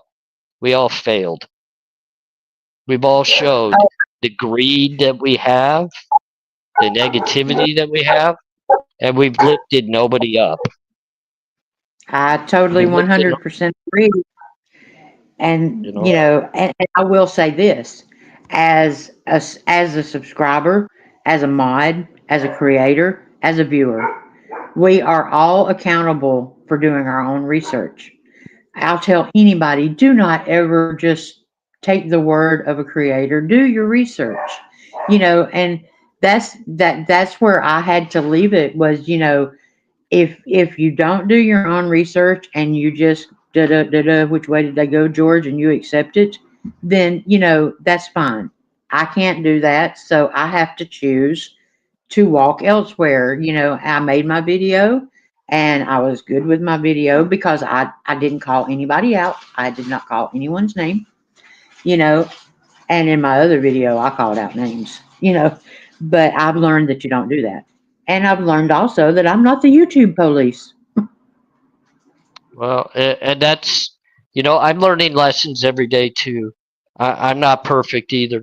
I'm an emotional person that carries my emotions on my sleeve. I'm an individual that has no problem voicing exactly how I feel. I can be direct. I can be patient. I can voice my opinion in many different ways. And trust me, I have no problem getting into a scrap fight either. I have no problem. But one thing that I'm learning is the fact this isn't about me, and I'm definitely not the voice that is the most dominant. And I have to accept the fact that we are all individuals. We all make mistakes. We all have positive things to bring, and I just don't want any more drama or people thinking there's drama, because I've even learned this mistake. I ask a question that people think that I'm directing in a negative way, and it's a legitimate, just a question. So now I feel like I have to be careful that if I have a question, It's like, can I ask it? Because I don't really want this to come across as negative. I just have a question. So now what I'm deciding I'm going to do, I'm going to work with those that um, best suit my direction of where I'm trying to go. I'm going to work with those that work well with my personality. I'm going to work with those like yourselves that have an open mind, that have the capability of speaking your emotions and your feelings without getting hurt. And we can have a good conversation like this.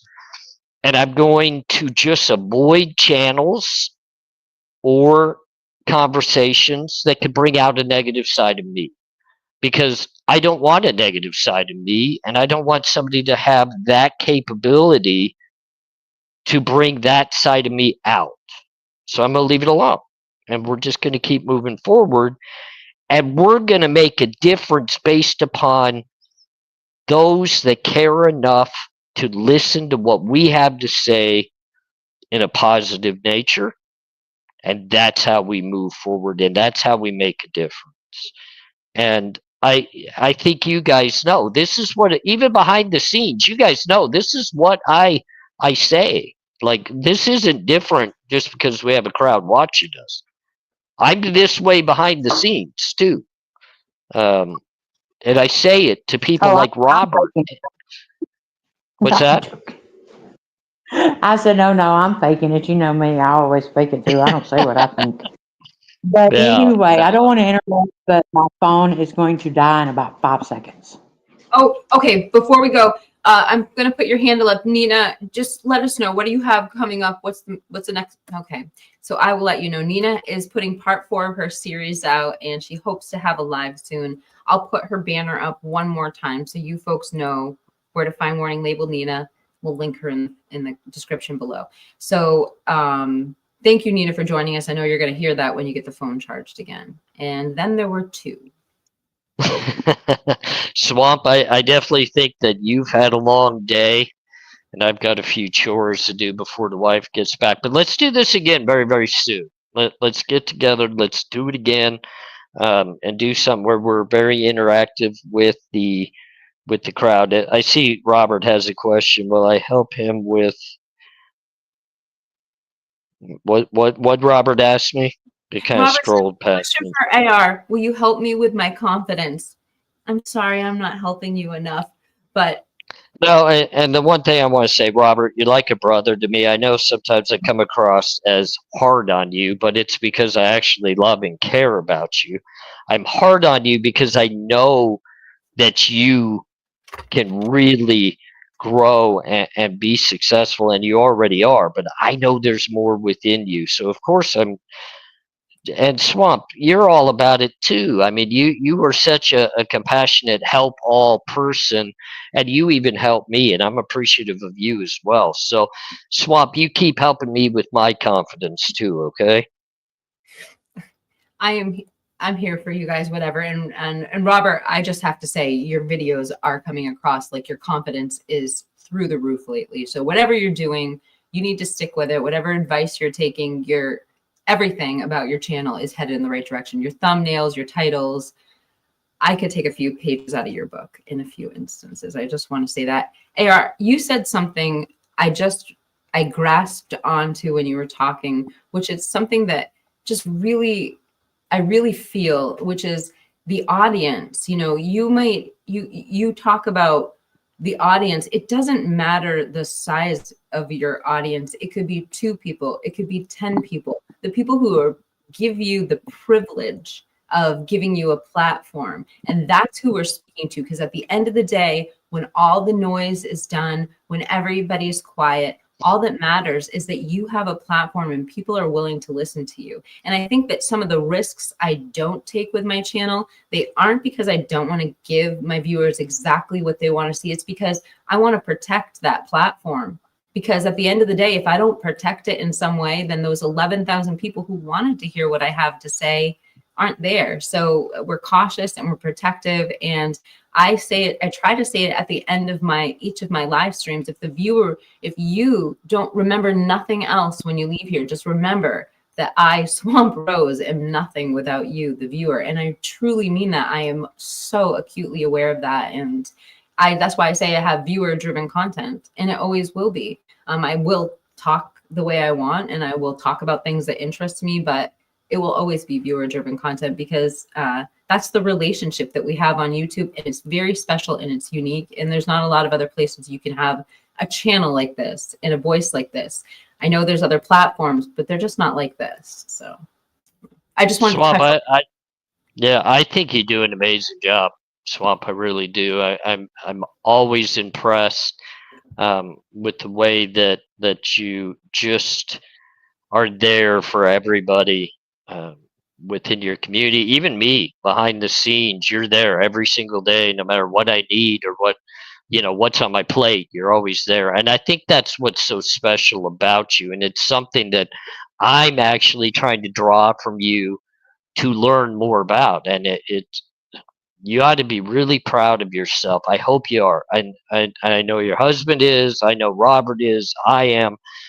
We're blessed to even be able to mingle with you, and that's why I don't do a lot of lives anymore, as you probably have noticed. But I'm very, very appreciative of you, and I always feel blessed to be able to come on here with you and speak with you and interact. And so, thank you. I guess that's a good word to use, is thank you. I'm so humbled. I don't know what to say other than I'm just grateful you're here. I'm grateful you're back on the show tonight, and we're doing what we love doing, and we're with our audience in our live chat that we loved, and we tried to get to as many comments as we could tonight, you guys. We're reading them all, and trust me, we'll go back and we'll do a replay and watch this again. And thank you for leaving your comments. AR, thank you for facilitating this too, because you truly brought facts to this really situation that we didn't have much clarity on. And I think that there probably isn't anyone else who could have brought us something as close, as you did. So I just appreciate you coming up here and making a statement and getting in front of this. And we'll just see what tomorrow brings, I guess.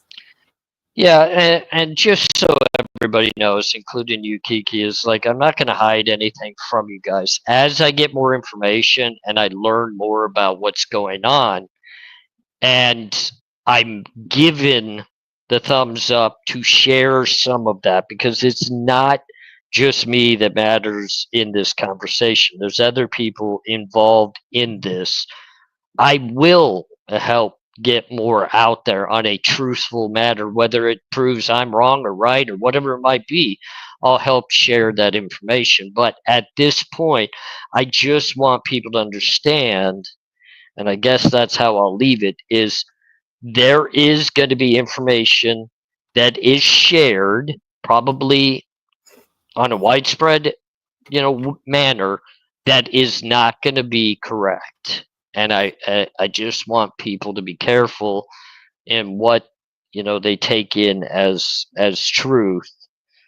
Take a deep breath and allow the truth to come out, because the truth is going to come, and then people will better understand.